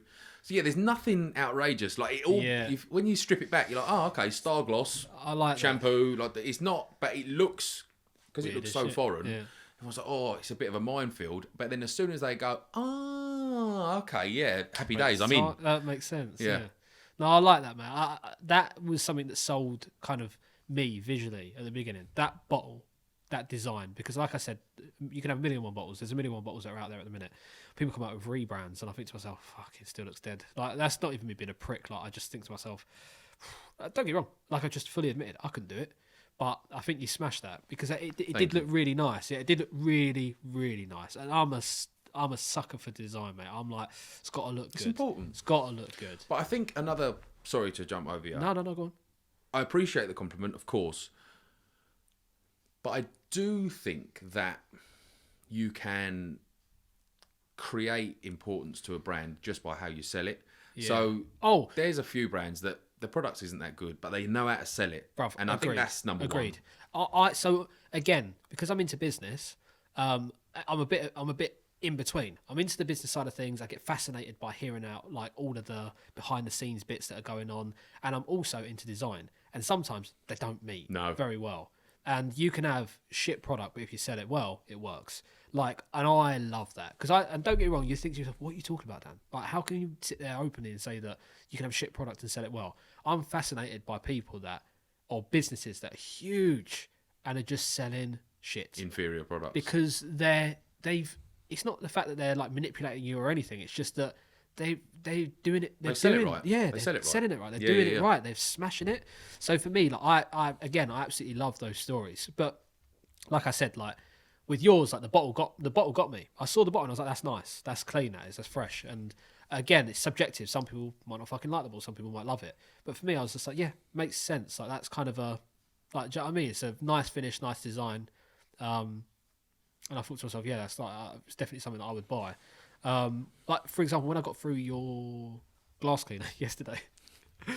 I'll explain it. So basically, I ordered a glass cleaner. I messaged you first. I felt like a dickhead after I said it because I thought so. I messaged you and I said, honest opinion, glass cleaner, what's it like? And I'll tell you why I asked, because there was back in the day a brand that I got involved with that like sponsored Broke Boys. This was early days, mate. Like literally just as we first started, and we thought we'd won the jackpot. It was called OC Detail, but there's always an OCD something. There's a lot of them, yeah. They're everywhere. It's OCD detailing, OC detail, OC detailing, and it's just oh fuck.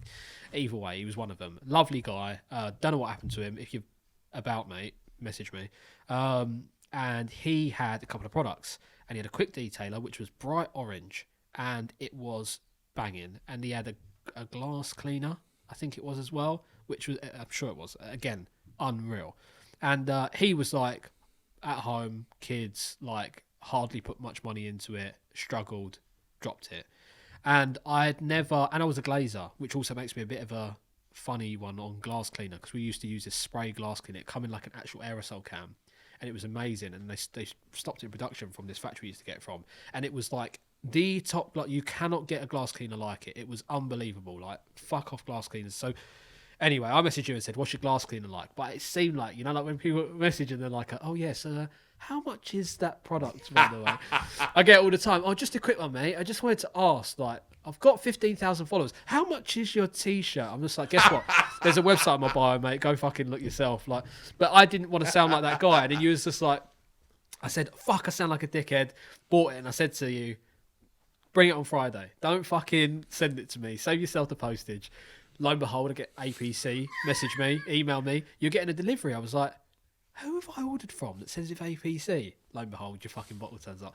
But that, like the sticker, I didn't know. I didn't realise that you've got that, the peel thing. Yeah, that was banging. I peeled it. I didn't want to ruin the bottle. I got pissed off. I peeled it off and I was like, oh fuck, I'll put it back. I was like, oh fuck, I'm like rubbing it back on. Everyone not blows their mind, but everyone's like, fuck. That's really more nice. to it, and I'm That's like, nice you can't read it. Like, no, but I didn't know that till I peeled it off. Yeah, so we got the 16 or 18 languages of all the Nordic countries, all the countries that we really want to sell to, basically. And that's not me saying if there's language on there and you're in it, don't get in contact. But there are, in my opinion, the 18 most important and probably dominant biggest languages. Buyers. Yeah. Like the Arabs have got to be on there. That the Finnish, Spanish, Italian, French. Yeah. I don't think there's. Do you know what? I can't think of any glaringly obvious languages that are on there. Anyway, no one can read it, but we have to have that legally because if you're selling it in that country, God forbid somebody drinks it or misuses it, there needs to be information. Something happens, like itchiness or something. Of course, skin irritation. There needs to be some very important information on there, poison centers, numbers, and stuff like that. Yeah. So we have to have it. Fact. Yeah. It is criminal the amount of brands that don't, and they are kicking it out the door. Couldn't give a fuck. Send it to Italy. Send it to Spain. No, I'm just like, fuck it now. And I didn't know it was a legal requirement until Dodo Juice, because Dodo Juice have done it since day one.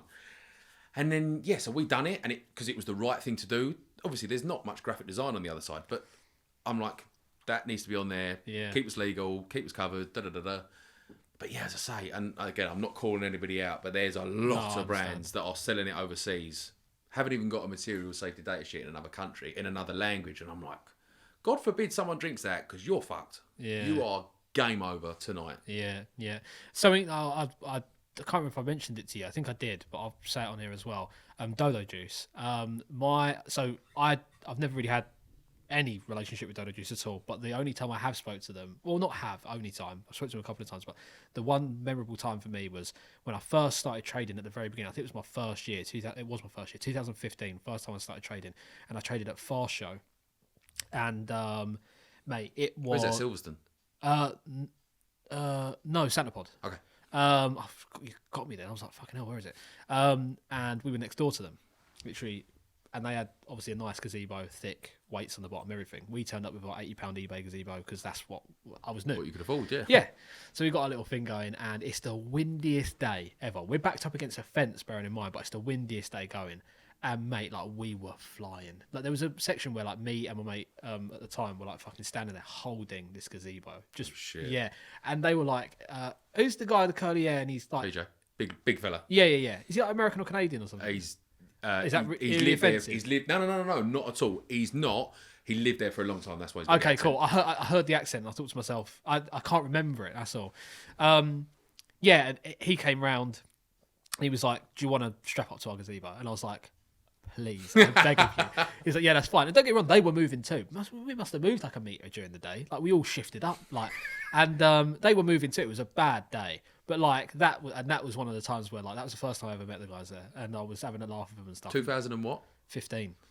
I'll chat to him when I get back. Yeah, see if he mate. remembers. Yeah, most probably not. I was fucking just some forgettable brand that you never thought. It was Broke Boys though, yeah. Oh yeah, okay, yeah. I mean, as in at the time, forgettable brand that you're never going to hear about again. Everyone thought that, and then I stuck around. What's the goal, mate? Like, not getting too deep because obviously I understand, especially being the game that I'm in, that goals can change. But what's the goal? What do you want? Like, is there something that you think to yourself, want to achieve that? That's definitely something that I like. Great question, first and foremost, and I think it's a bit of a defining question. If you'd have asked me that question 5 years ago, it'd have been Rolls Royce and a gold plate, and a gold fucking personal lion, something daft. Do you know what I mean? Yeah. Something very personal to me. Exactly right. A Reliant Robin in yellow. Yeah. I want a Rolls Royce that says one Dell on it. Yeah. I would like my boys to be. This is another thing that what changes with seeing the value in money. I don't want my boys to want for anything, but I don't want them to be dripped out, and I don't want them to have iPhones when they're 6. Fuck that noise. Mad. I want them to just be well kept. I want them to be proud of their dad. I want them to want to go to school and say, "Oh, my dad does this," rather than, "Oh, what does your dad do?" Oh, don't know. Yeah. I want my fiance, and she will be my wife. I want her to have the motor that she wants. Yeah. I want a bigger house, but I don't need a mansion. And then when the boys are hopefully not necessarily private school, but a good education, they're in the right school. Yeah. When she's got her motor, when we've done a couple of nice holidays, I would like a Rolls Royce. Really? And that's I would love to set that goal. I should have known that. It is, I know. But do you know what? The thing is, Dan, the reason I say it's a great question, because I watched Tommy Mallet, the Mallet footwear. Bruv. I watched his podcast with James English the other day. Yeah. Blew my fucking mind, because I thought he asked a similar sort of questions, and not similar questions, but I think he asked a question like, what do you want? Yeah. And I thought he's going to say, I want an arm full of Rolexes. Yeah. I want a fucking house in Dubai. He's just loud, stripped. isn't he? Yeah, he's a proper typical geezer. Essex boy. But when he was asked that question, he sold all his possessions. He's like, fuck everything. I want me and George to be happy, and I want the baby to be... And I'm just like, fuck me, man. Like, the roller don't mean shit. And that's why my priorities have changed. My boys need to be sorted. She needs to be sorted. Yeah. My mum needs to get a drink. Yeah. But for goals, for terms of the brand, I haven't worked that out yet. All right, cool. Because it's still too new. I'll be straight with you, mate. When I asked that question, I meant for the brand. Okay. Even to be honest with you, I mostly would have rolled on to what you want. Do you know what, Dan? The thing is, none of this has been planned. Getting into 100 countries wasn't planned. Yeah. And I just feel like if I keep... I want to do this, I could be suppressing something that's going to happen organically. Agreed. I had a distributor reach out to me from a big country, big deal. Yeah. Didn't ask for them.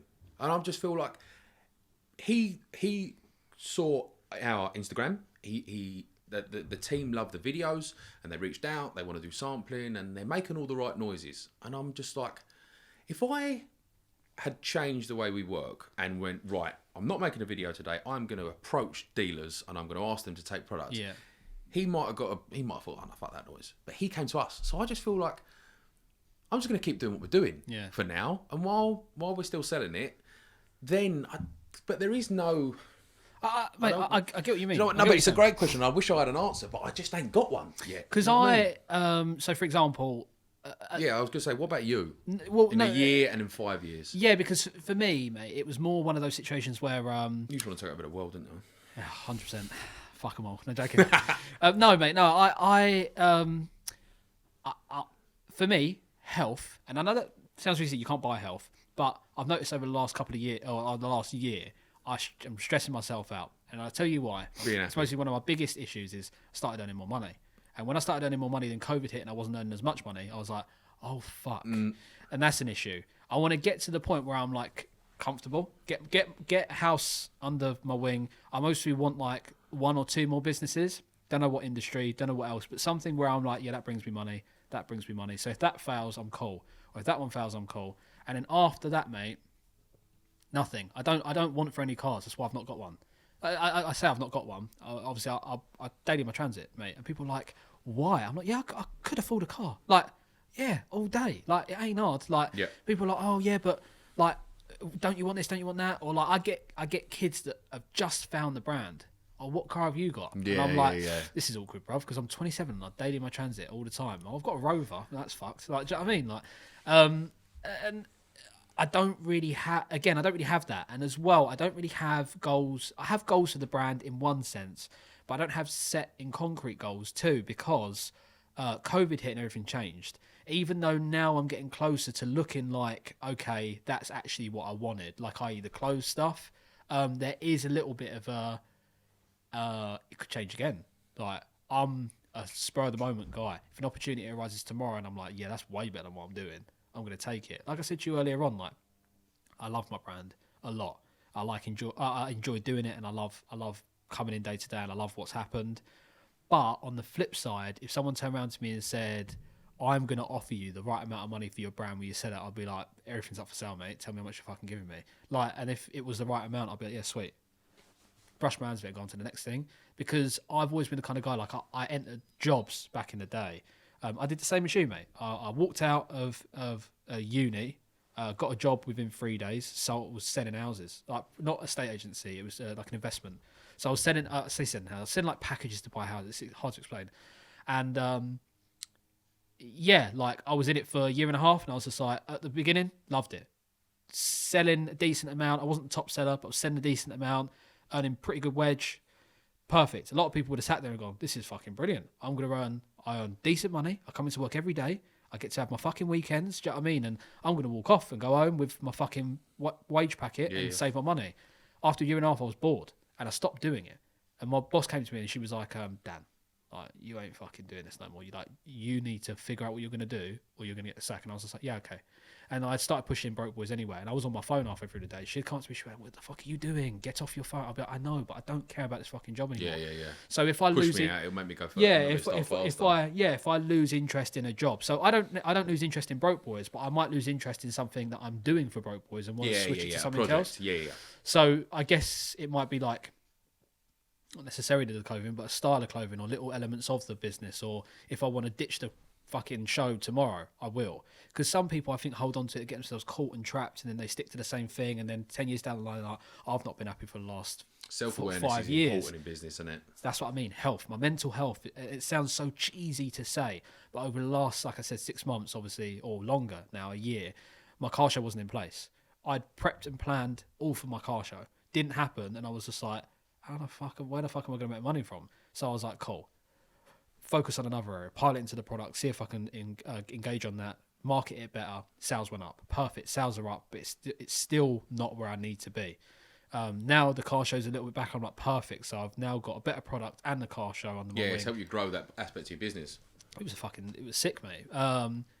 But yeah, so goals wise, I literally don't have any. I want comfort, and I mostly want enough money behind me where I can just be like, I fancy taking a year off, and be like, and I can fucking do that.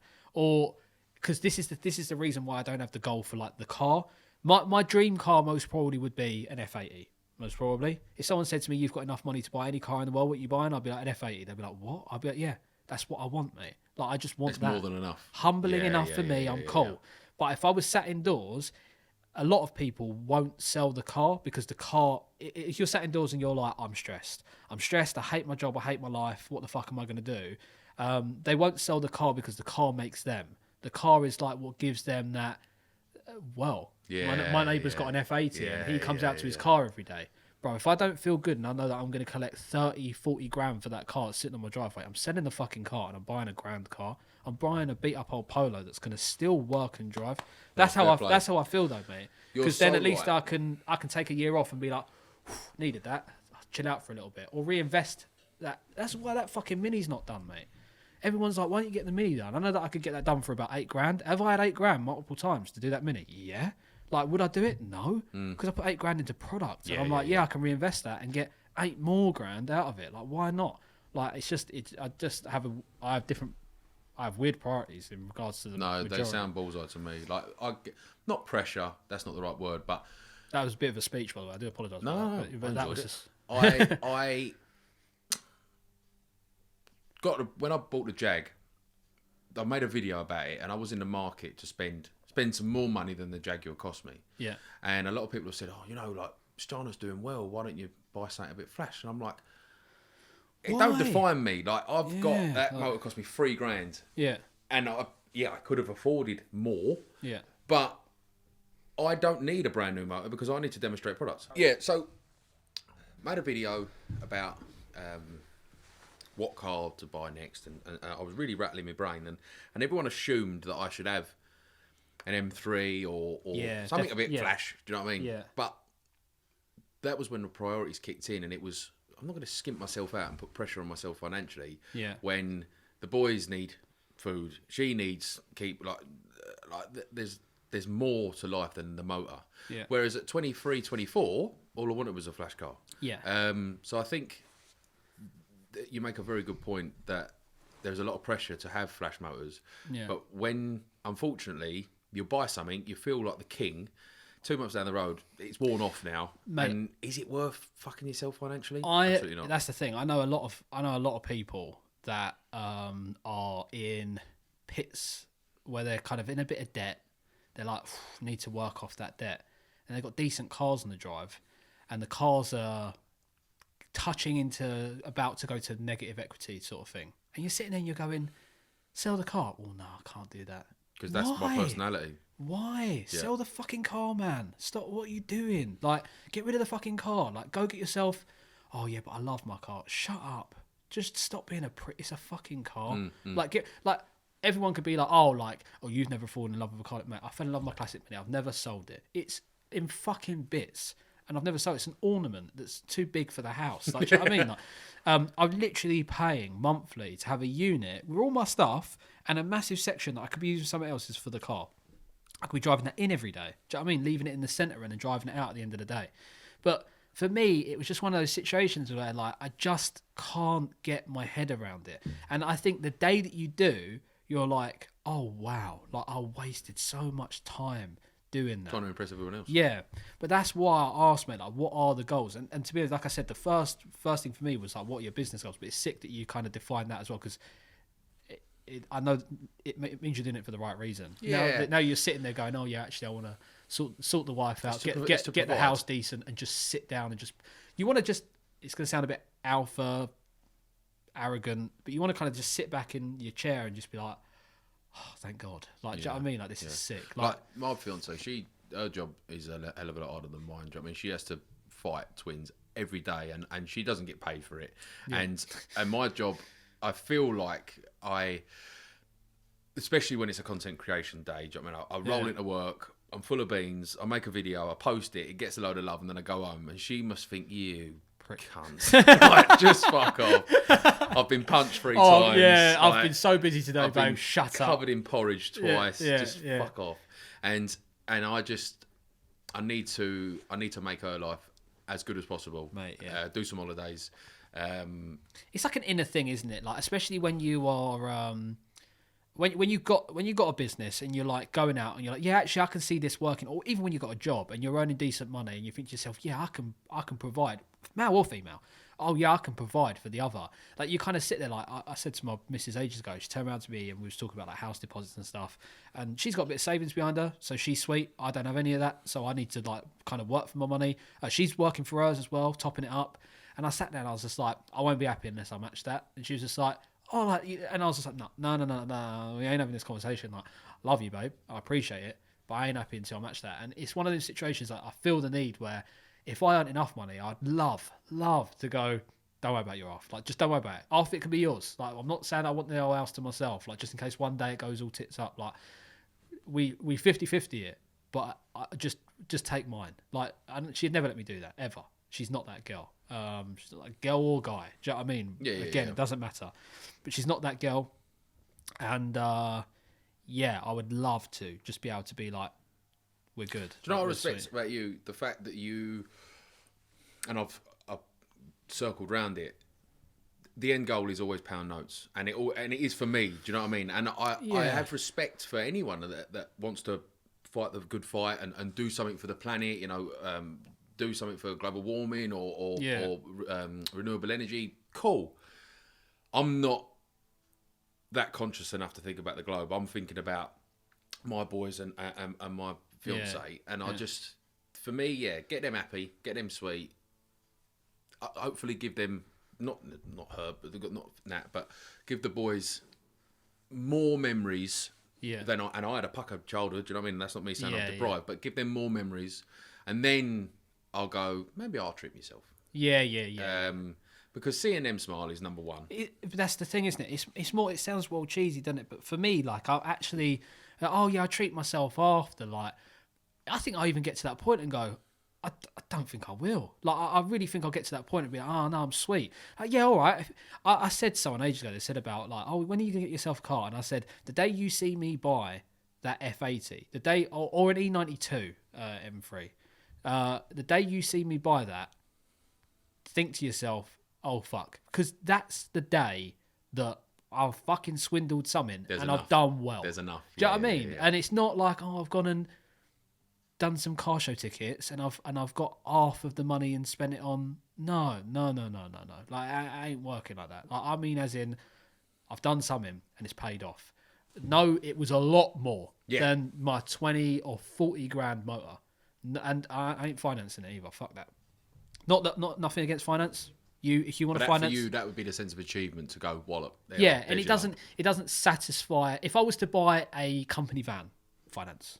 Why? Course. Because why the fuck am I going to outlay all that money on a van? It's commercial, Yeah.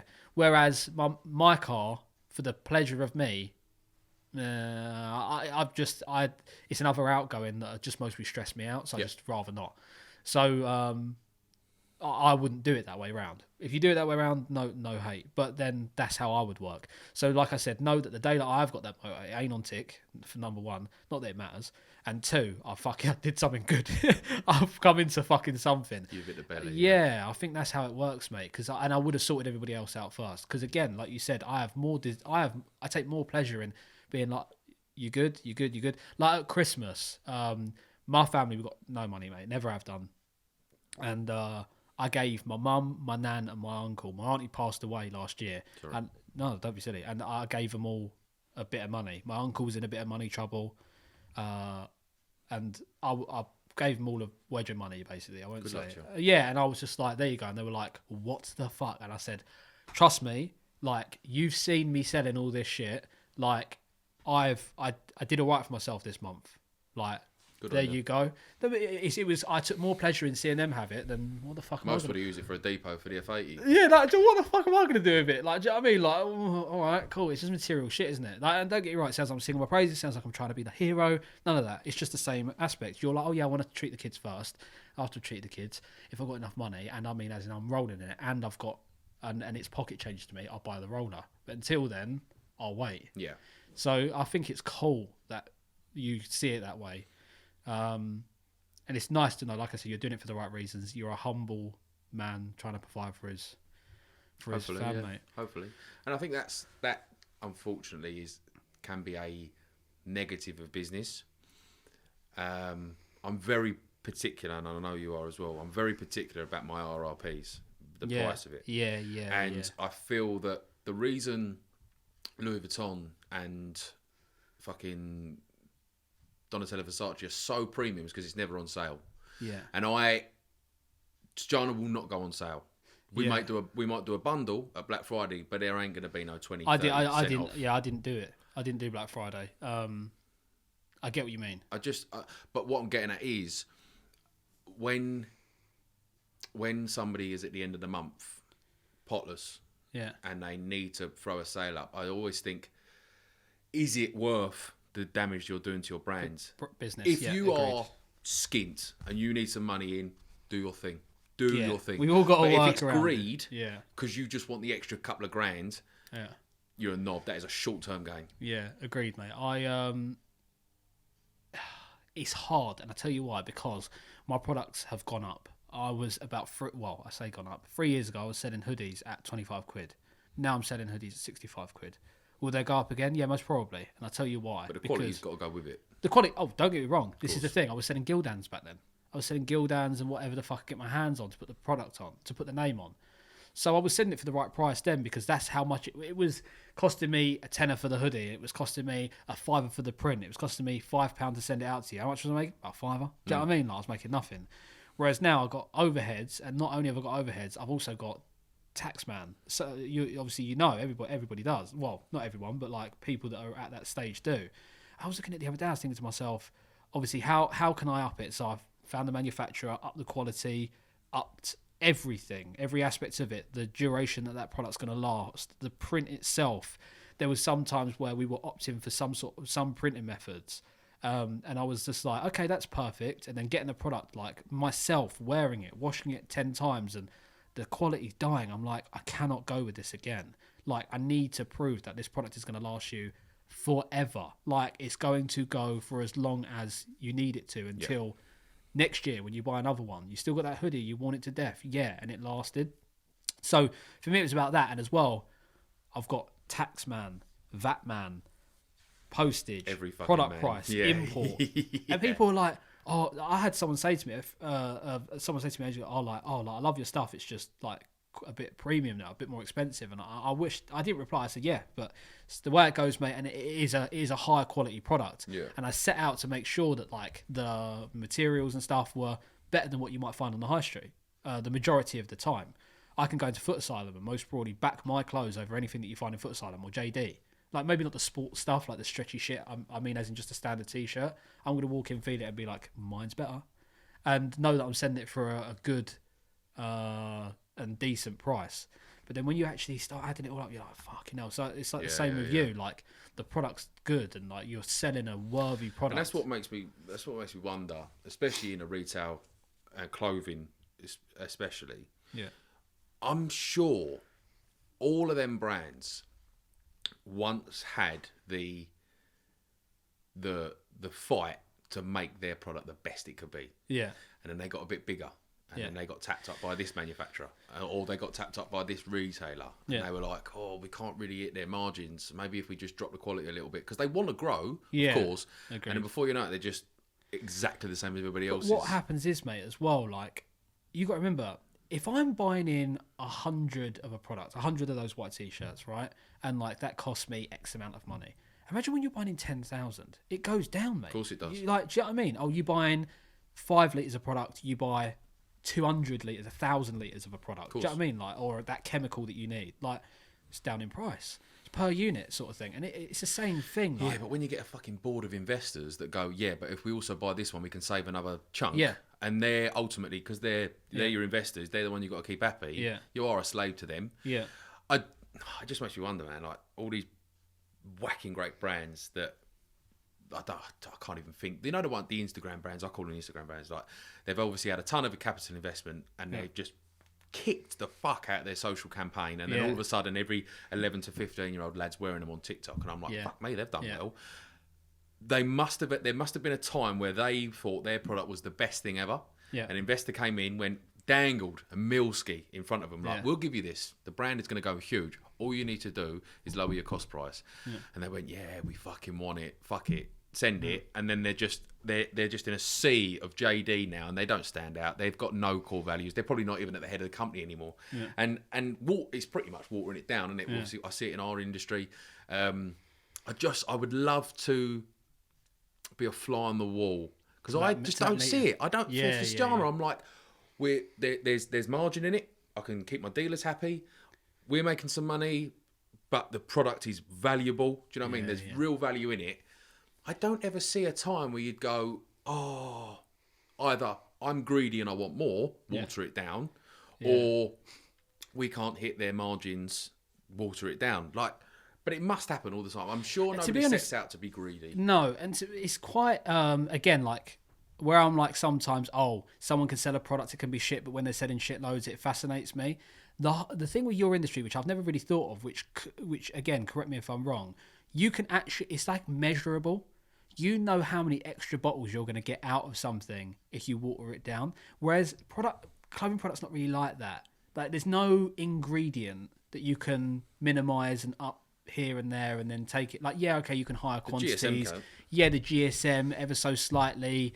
Is there a big difference? Yeah, a couple of quid in it so that you're going to get more t-shirt and all that. Yeah, I get that. But, like, with yours, like, it really would show. Like, I'm going to give you X amount of money for a batch of this product. How many bottles am I going to get? You're going to get 1,000 bottles out of it. Cool. If I add X amount of water to each one, so how many more? The active ingredient. Yeah. Never thought of it which like is the money bit. That ratio, how strong it is. Yeah. If you half that, you're making twice as much product for the same cost price. Yeah. Because there is water in some chemicals. Of course. It doesn't need to be neat. Fuck me, you rip the paint off of some of it. Yeah.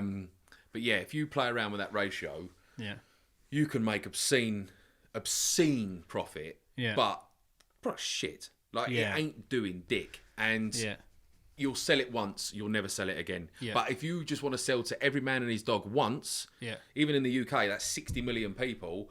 That's a chunk of money. Yeah. But I'd much rather have an audience of 10,000 people that come back every month. Correct. And that's the same for me. And I'm the kind of guy where I'm sitting there and going, I'd rather be stocked at Selfridges than JD or Footaside. And even though, yeah, okay, that might change depending on if he dangles the money in front of me, we're all going to get sucked into it or sit there and be like, is it worth it for me? Because, like I said, what's the goal? The goal is to help the family. Does that amount of money help the family? Cool. Is this really... If it ticks the boxes, then cool. But then when you're stocked in higher, more premium places, they're more like, look, we're putting your line on because we like the branding, and therefore you've got more say, you get to keep the quality and stuff like that, and there's less of a control. I like that, and I do like being an online brand as well, where like I have full control of everything, where it's like mine.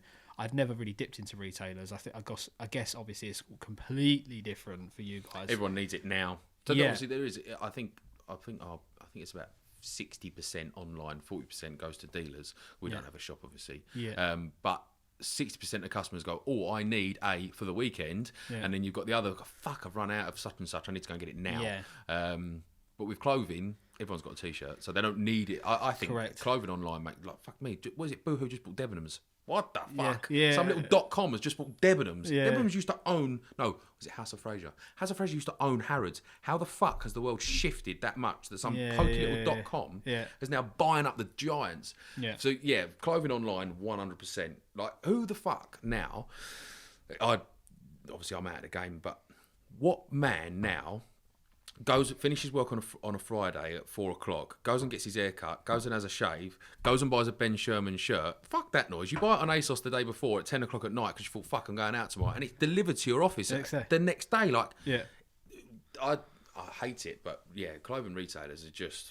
What you said then as well, like obviously it being one of those situations where with a bottle, spray it, it runs out, you buy another one. Yeah. The thing with the clothing is you don't need a t-shirt. That is the fucking hard part. Mate. They've got to love your brand. Yeah, whereas mine is more of a consumable. Yours, they buying it because they want it. But then this is why I think you're nailing it, because you're nailing both. Even though you don't have to, it's consumable, and you don't have to have that brand behind, but you've got it behind you anyway. That's why it was cool when you put your face on it and start doing the funny jokes and shit. That obviously it then becomes a real thing. You're like, oh yeah, that's that guy. Like, it gives you something to connect to. You haven't really been to many shows as Stunner, or any shows as Stunner. So yeah, it's gonna be jokes when you do, mate, because I reckon you're gonna have people coming over and be like, oh shit, you're thingy. Like, do you know what was fucked, Dan? I was in Tesco about 2-3 months ago. I look like shit. I was with the boys, I was with Nat, and that's not all I do is to go to Tesco. It's literally all I do, though, to be fair. That's what we've all done, mate. Don't worry about it. I'm there, I've got my hoodie on, and the hat down, and I'm fucked. And then there was these two fellas looking at me, and I was not paranoid, but I was like, what the fuck? What? That's that fella from Stunner Gloss. And I was like, what? No way, they fucking know who I am. No. And it felt great. And that sounds awful, but I was like, holy fuck. Yeah. Someone has seen me. Cool. Love that. Yeah. And I just hope that at shows there's positivity. Do you know what I mean? I'll tell you why, because when negativity happens, it happens online because no one's got the bollocks to say it to your face. Yeah. So to be fair to you, mate, all the stuff that you'll see most probably in real life is positivity. I can fucking vouch for Hopefully, yeah, I hope so too. Because I feel like, and my engagement on Instagram is huge. Like, I'm so lucky. I've got genuine friends now from customers, and they're so positive on in the comment section, and I'm like, you're not going to be a horrible person in real life, because no one is nice online, horrible in real life. It's always the other way around. And I'm just like, let me fucking meet you guys. Like, I want to say hello. I want to give you a cuddle. With Boris's nod, obviously. I'm dying to get out there, because it'd be good, mate. I think it'd be really good for you. Really, really good for you. I think it's going to... it won't change much, but it will transform a way of thinking. Does that make sense? In a positive way, I believe, personally. Because I think that even though you don't need shows, we're proving that now, right? Of course. It's also very beneficial to... There's nothing that will ever replace person-to-person contact, especially someone like you that's got the confidence to be like, oh, you're right, mate? Like, that sort of thing. Like, I do. Like, if someone talks to me, I'm like, oh, you're right, bruv? How's it going? What's your name? Easy. Where some people don't have that. Obviously, it's a luxury. But... because you do, I think that'll... Oh, mate, I think it'll work for you so much. Do you know, I think... I'm going back to car care now, but... And you must see it as well. The shift in culture, what people are wearing, how they're wearing it, what they're doing, what's on trend. Obviously, most people have washed the car They turn up at the show, they get the quick detailer, right? They go over the tyres and they clean the glass. Yeah. But I'm fascinated to know if there's a new fucking trend that's popped up. Yeah. Like, is someone doing something? Has someone created a new product that, you know, it's a quick detailer, a glass cleaner, and a tyre dressing all in one? Like that Polar stuff that was supplied by their Polar Seal. I think it through it the was. Lance, didn't you? Put it through a Lance, bro, and it worked. And I was like, raw. I've never that the way it worked as well, mate. Like that you shouldn't have been receiving those results without like hand to car like application. Application. Like you just and I put it on and I got a load of comments. I'd done a video, snow foam, I think it was first or whatever it is. It's all Lance, I think. I can't remember. Yes, it is. And then the seal goes last. Putting the seal on. One of my mates messages me. I got it off a couple of people, but him I could respond to properly. He goes, bruv, your snow foam's way too watery. And literally, I messaged him back. I was like, you're a cunt. I was like, don't fucking ever try to call me out again. I was like, it's a seal. You don't know what you're chatting about. Shush. All right, it's a new product. All right, I'll give you some if it fucking works. But no, like honestly, I was just like, shut up, mate. Fucking just shush. I had someone the other day like, don't get me wrong. Sorry if you're listening to this. I do apologise, but it did come across a little bit funny. Like he messaged me or she messaged me, I don't know, from a page and was like, I was jet washing the top of my van, and I only had the fixing that like spins. Oh yeah, the patio cleaner. Yeah. That's all I had. Like, fucking, it's my missus' mum's, and she had lost the other one. Searching around for it, can't find it. So I thought this will do. My transit van is growing moss, mate. Like I need to get it off. Just need some high pressure water. Yeah, just get it off. Some girls like, it's not very efficient that you're like really, wet. It's not very efficient that you're using that head or something. I was like, shush, shut the fuck. It's the only one I've got. Shush, like whatever. Anyway, the seal really worked, and that for me, I was like, wow, this is a new. I've not seen this anywhere. And I shit you not, put it on. You leave it on for however long or whatever the instructions are, I can't remember now. Wash it off afterwards. I've still got the seal stuff. Wash it off afterwards. And when you're washing it off, mate, you're watching the water drop off like you just waxed the car. I was like, oh my God, it works, mate. Like this works well good. Like that for me was the closest thing to a new invention in the cleaning product side of things. But have you been to the auto clean facility? Yeah, they've got a really cool facility there, and they've got like that's not far from us. Yeah, they've got proper tech and science out the back, haven't they? So like that, when I've looked at that, like you can tell why they're able to produce stuff like that. But mate, like they got the resources. Yeah, no if doubt. anything comes out like that, where like you said, yeah, that's what I want want to see it, man. Because like sometimes this is going to sound awful, but sometimes people aren't very good at selling it online. Yeah, but they've got a banger. Yeah, and I'm like, I want to know more about that. Why am I not seeing it online? Don't really think people would care to see it online. I'm like, well, how the fuck else are they going to see it? We can't go out. Yeah. Because Dudley Juice own Waxstock. That Waxstock's the biggest detailing show in the world, but I think there might be one in America that's a beast. But European-wise, generally speaking, it's the biggest. I didn't know that they own that. Yeah. So them Clean and Shiny, which are a stockist of ours, and Detailing World, which is an online forum, as a threesome, they all do Waxstock, which is meant to be in July. And fingers crossed, because I'm June. Let's go. Yeah. So that's a mad day, because you've got, I want to say something like 100 brands, or maybe it might be less. I can't remember the number. Say 60 brands. We're all selling the same thing. Yeah. But there's bodies coming in, and they all want it. But what's fascinating is that you've got some people that attract detailers, some people that attract pro consumers, people that have got huge ranges, small ranges. And I just want to go back out there and say hello to everyone. And hopefully there'll be some positivity, but I have pissed off some people. No, but I think that's what wins though, mate. Like you just sound like you want to go out there and talk to everyone. Go back to that day where you were selling that perfume or that aftershave, thing, mate. Like I used to do stuff at the Excel Centre with my old company. And mate, first time we ever went, like I said, we were selling the investment package things. And we had a stand, not the biggest one. And there was all these huge players, and then around us there was all that. Every now and then, the odd little 3x3 meter stand. We had I can't remember, it was like 3x9 or something.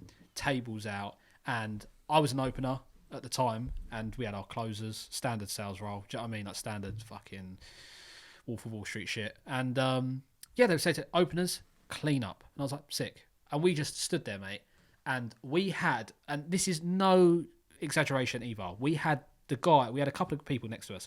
We had guys next to us come over And I was standing with one of the directors at the time, Martin, and this guy comes over and he was like, sorry, I've got to pull you quickly. Says to Martin, I'm standing there, and he was like, sorry, Dan, give me a sec. And he goes, how are you doing that?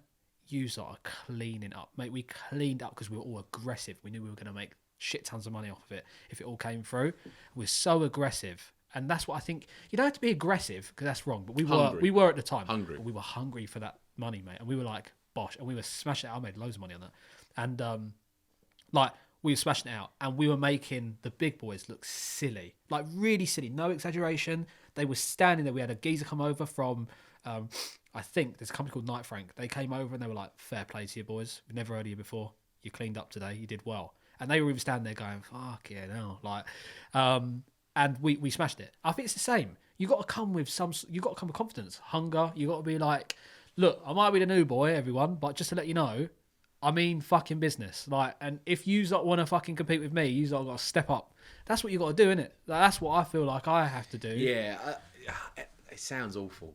I've said that a few times today, but I'm as confident in real life as I am as I am in the videos. Yeah. And there's a few brands that have had a pop, and there's a few brands that have been really, really supportive. Big fucking brands as well. Yeah. Big players that have gone, mate. Fair play. Fair fucking play to you. And I'm like, you didn't need to message me. Yeah. Amazing. Yeah. Thank you. A lot of respect for you. And on the flip side, as I say, there's some twats that are hating. Can't wait to see them in real life. To see, I want to go and give a cuddle to the people that have been supportive, that didn't need to be supportive. Yep. And then I want to see if the haters even look, because I guarantee they don't even matter. No, mate, the chances are they most probably won't. And to be fair to you, in those scenarios, mate, it's just a chance for you to then stand there and go, do you know what? Watch this. Like full send. You got to like handbrake up, do you know what I mean? You take it and you just want to clip the fucking little markers. Like that's when you need to fucking do that, I think. Because then those moments where you're like, watch this, I'm going to slap you about. If you ain't going to pay attention, I think in those moments they'll go, all right then. Yeah. I think you have to, man. No, you're right. I've been mugged off by competitors all the time. There's so many times with someone in other industries, in other jobs, like my sales job, sat down, I said to myself, I'm going to do well at this. Ring, doing all right for myself, do you know what I mean? On the fucking phone all the time. This girl comes in, mate, wipe the floor of us all. It's fucking cleaned up, mate. Wipe the floor of us all. She smashed it. She always smashed it as well. She was a top seller. And I didn't even compete. I don't know why chicks don't do more sales, because they're sick of it. I didn't even compete with her, mate. Everyone knew it. She was top seller, top dog. Do you know what I mean? Came in, cleaned up, wiped the floor with me. And I was like, that's embarrassing. Like, do you know what I mean? I was like, oh, fuck. Like, so it's the same shit. You've got to do that. Like, you've got to do that. Sorry, I interrupted you. You led me on to something I wanted to mention. Like, there's a few people as well that I want to go and say, you smashed this. Yeah. I can't wait to see this product. Yeah. Like, this video was incredible. Like, as much as I want to go and say thank you to some people, I want to go and share a bit of love as well, because there is zero collaboration in detailing. It is fuck you, this is our product. I told you this earlier on. Whereas I would like to see a bit more of that. Yeah. I feel I've got a mountain to climb. Whereas I see clothing brands, obviously you've done it. I see clothing brands do it all the time, like fucking Fiat and Gucci. Yeah. Who the fuck put them two in a room together? But they sold units, and I feel like that's why I want to get back out and see people, because it's weird ringing up a company going, oh, would you like to do a collaborative product? If you get somewhere, you have a beer, you're having a bit of dinner, oh, let's have a chat, and then it happens naturally. But it's very hard to brainstorm ideas at the moment when no one's about. Yeah, agreed. No, I agree, mate. I said that to you earlier on. It's one of them situations where if we all helped each other, we all sorted each other out. Yeah, there's people out there with more. There's people out there with more customers. But if you back your product enough, you shouldn't really worry about losing them. Absolutely. I back my product enough to really not. I don't worry about losing my customers.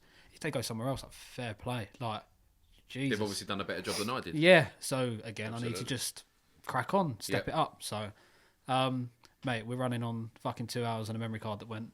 I can't believe that memory card went. Yeah, why is that one gone and that one didn't? I don't know. Same fucking camera. Don't have a clue. Same camera, same memory card as well. Same 64 gig memory card. Don't have a clue. Chicken Oriental. Thank you very much, mate, for coming on. I really appreciate it. I hope that we spoke about enough of Stiana, obviously, because this is the thing. I like to make sure that these podcasts aren't just like too focused on how did you do that, how much is. No, I felt like it flowed. I feel like there's nothing. I would love everyone to give us a follow. You know, Definitely. Have a look at the videos. Let me know if you think they're funny or not. If you don't think they're funny, then unfollow me. It's just Stianagos. Say the spelling, just in case. STJARNA gloss. Cool. Everyone go give you a follow on Instagram. You've started hitting TikTok, so I'll tell them to go I'm on a there. 16-year-old girl now. Yeah, go on TikTok as well. Website, stianagos.com. .com. Perfect. And Always. when you're done there, you pop on to Broke Boys, okay? No, mate, to be fair, like I said, I wouldn't really back or reinforce a product that I didn't think was good, and I would say go check out the products, because like I said, when I got that out that little care package that you sent me, and then I've bought your window cleaner yesterday. I'm going to buy more your wheel cleaner because I'm about to run out of that, because I am that guy that just pours it all over the motor, and because you did a video on it and I was just like, that's me. I waste half a bottle on my wheels because I'm an idiot. So yeah, mate, no, definitely I reinforce that. Other than that, make sure you hit subscribe on the YouTube channel. 100% I need your fucking subs right now, and make sure you tune in again for Spotify and Apple Podcast on that. Other than that, I think that's it.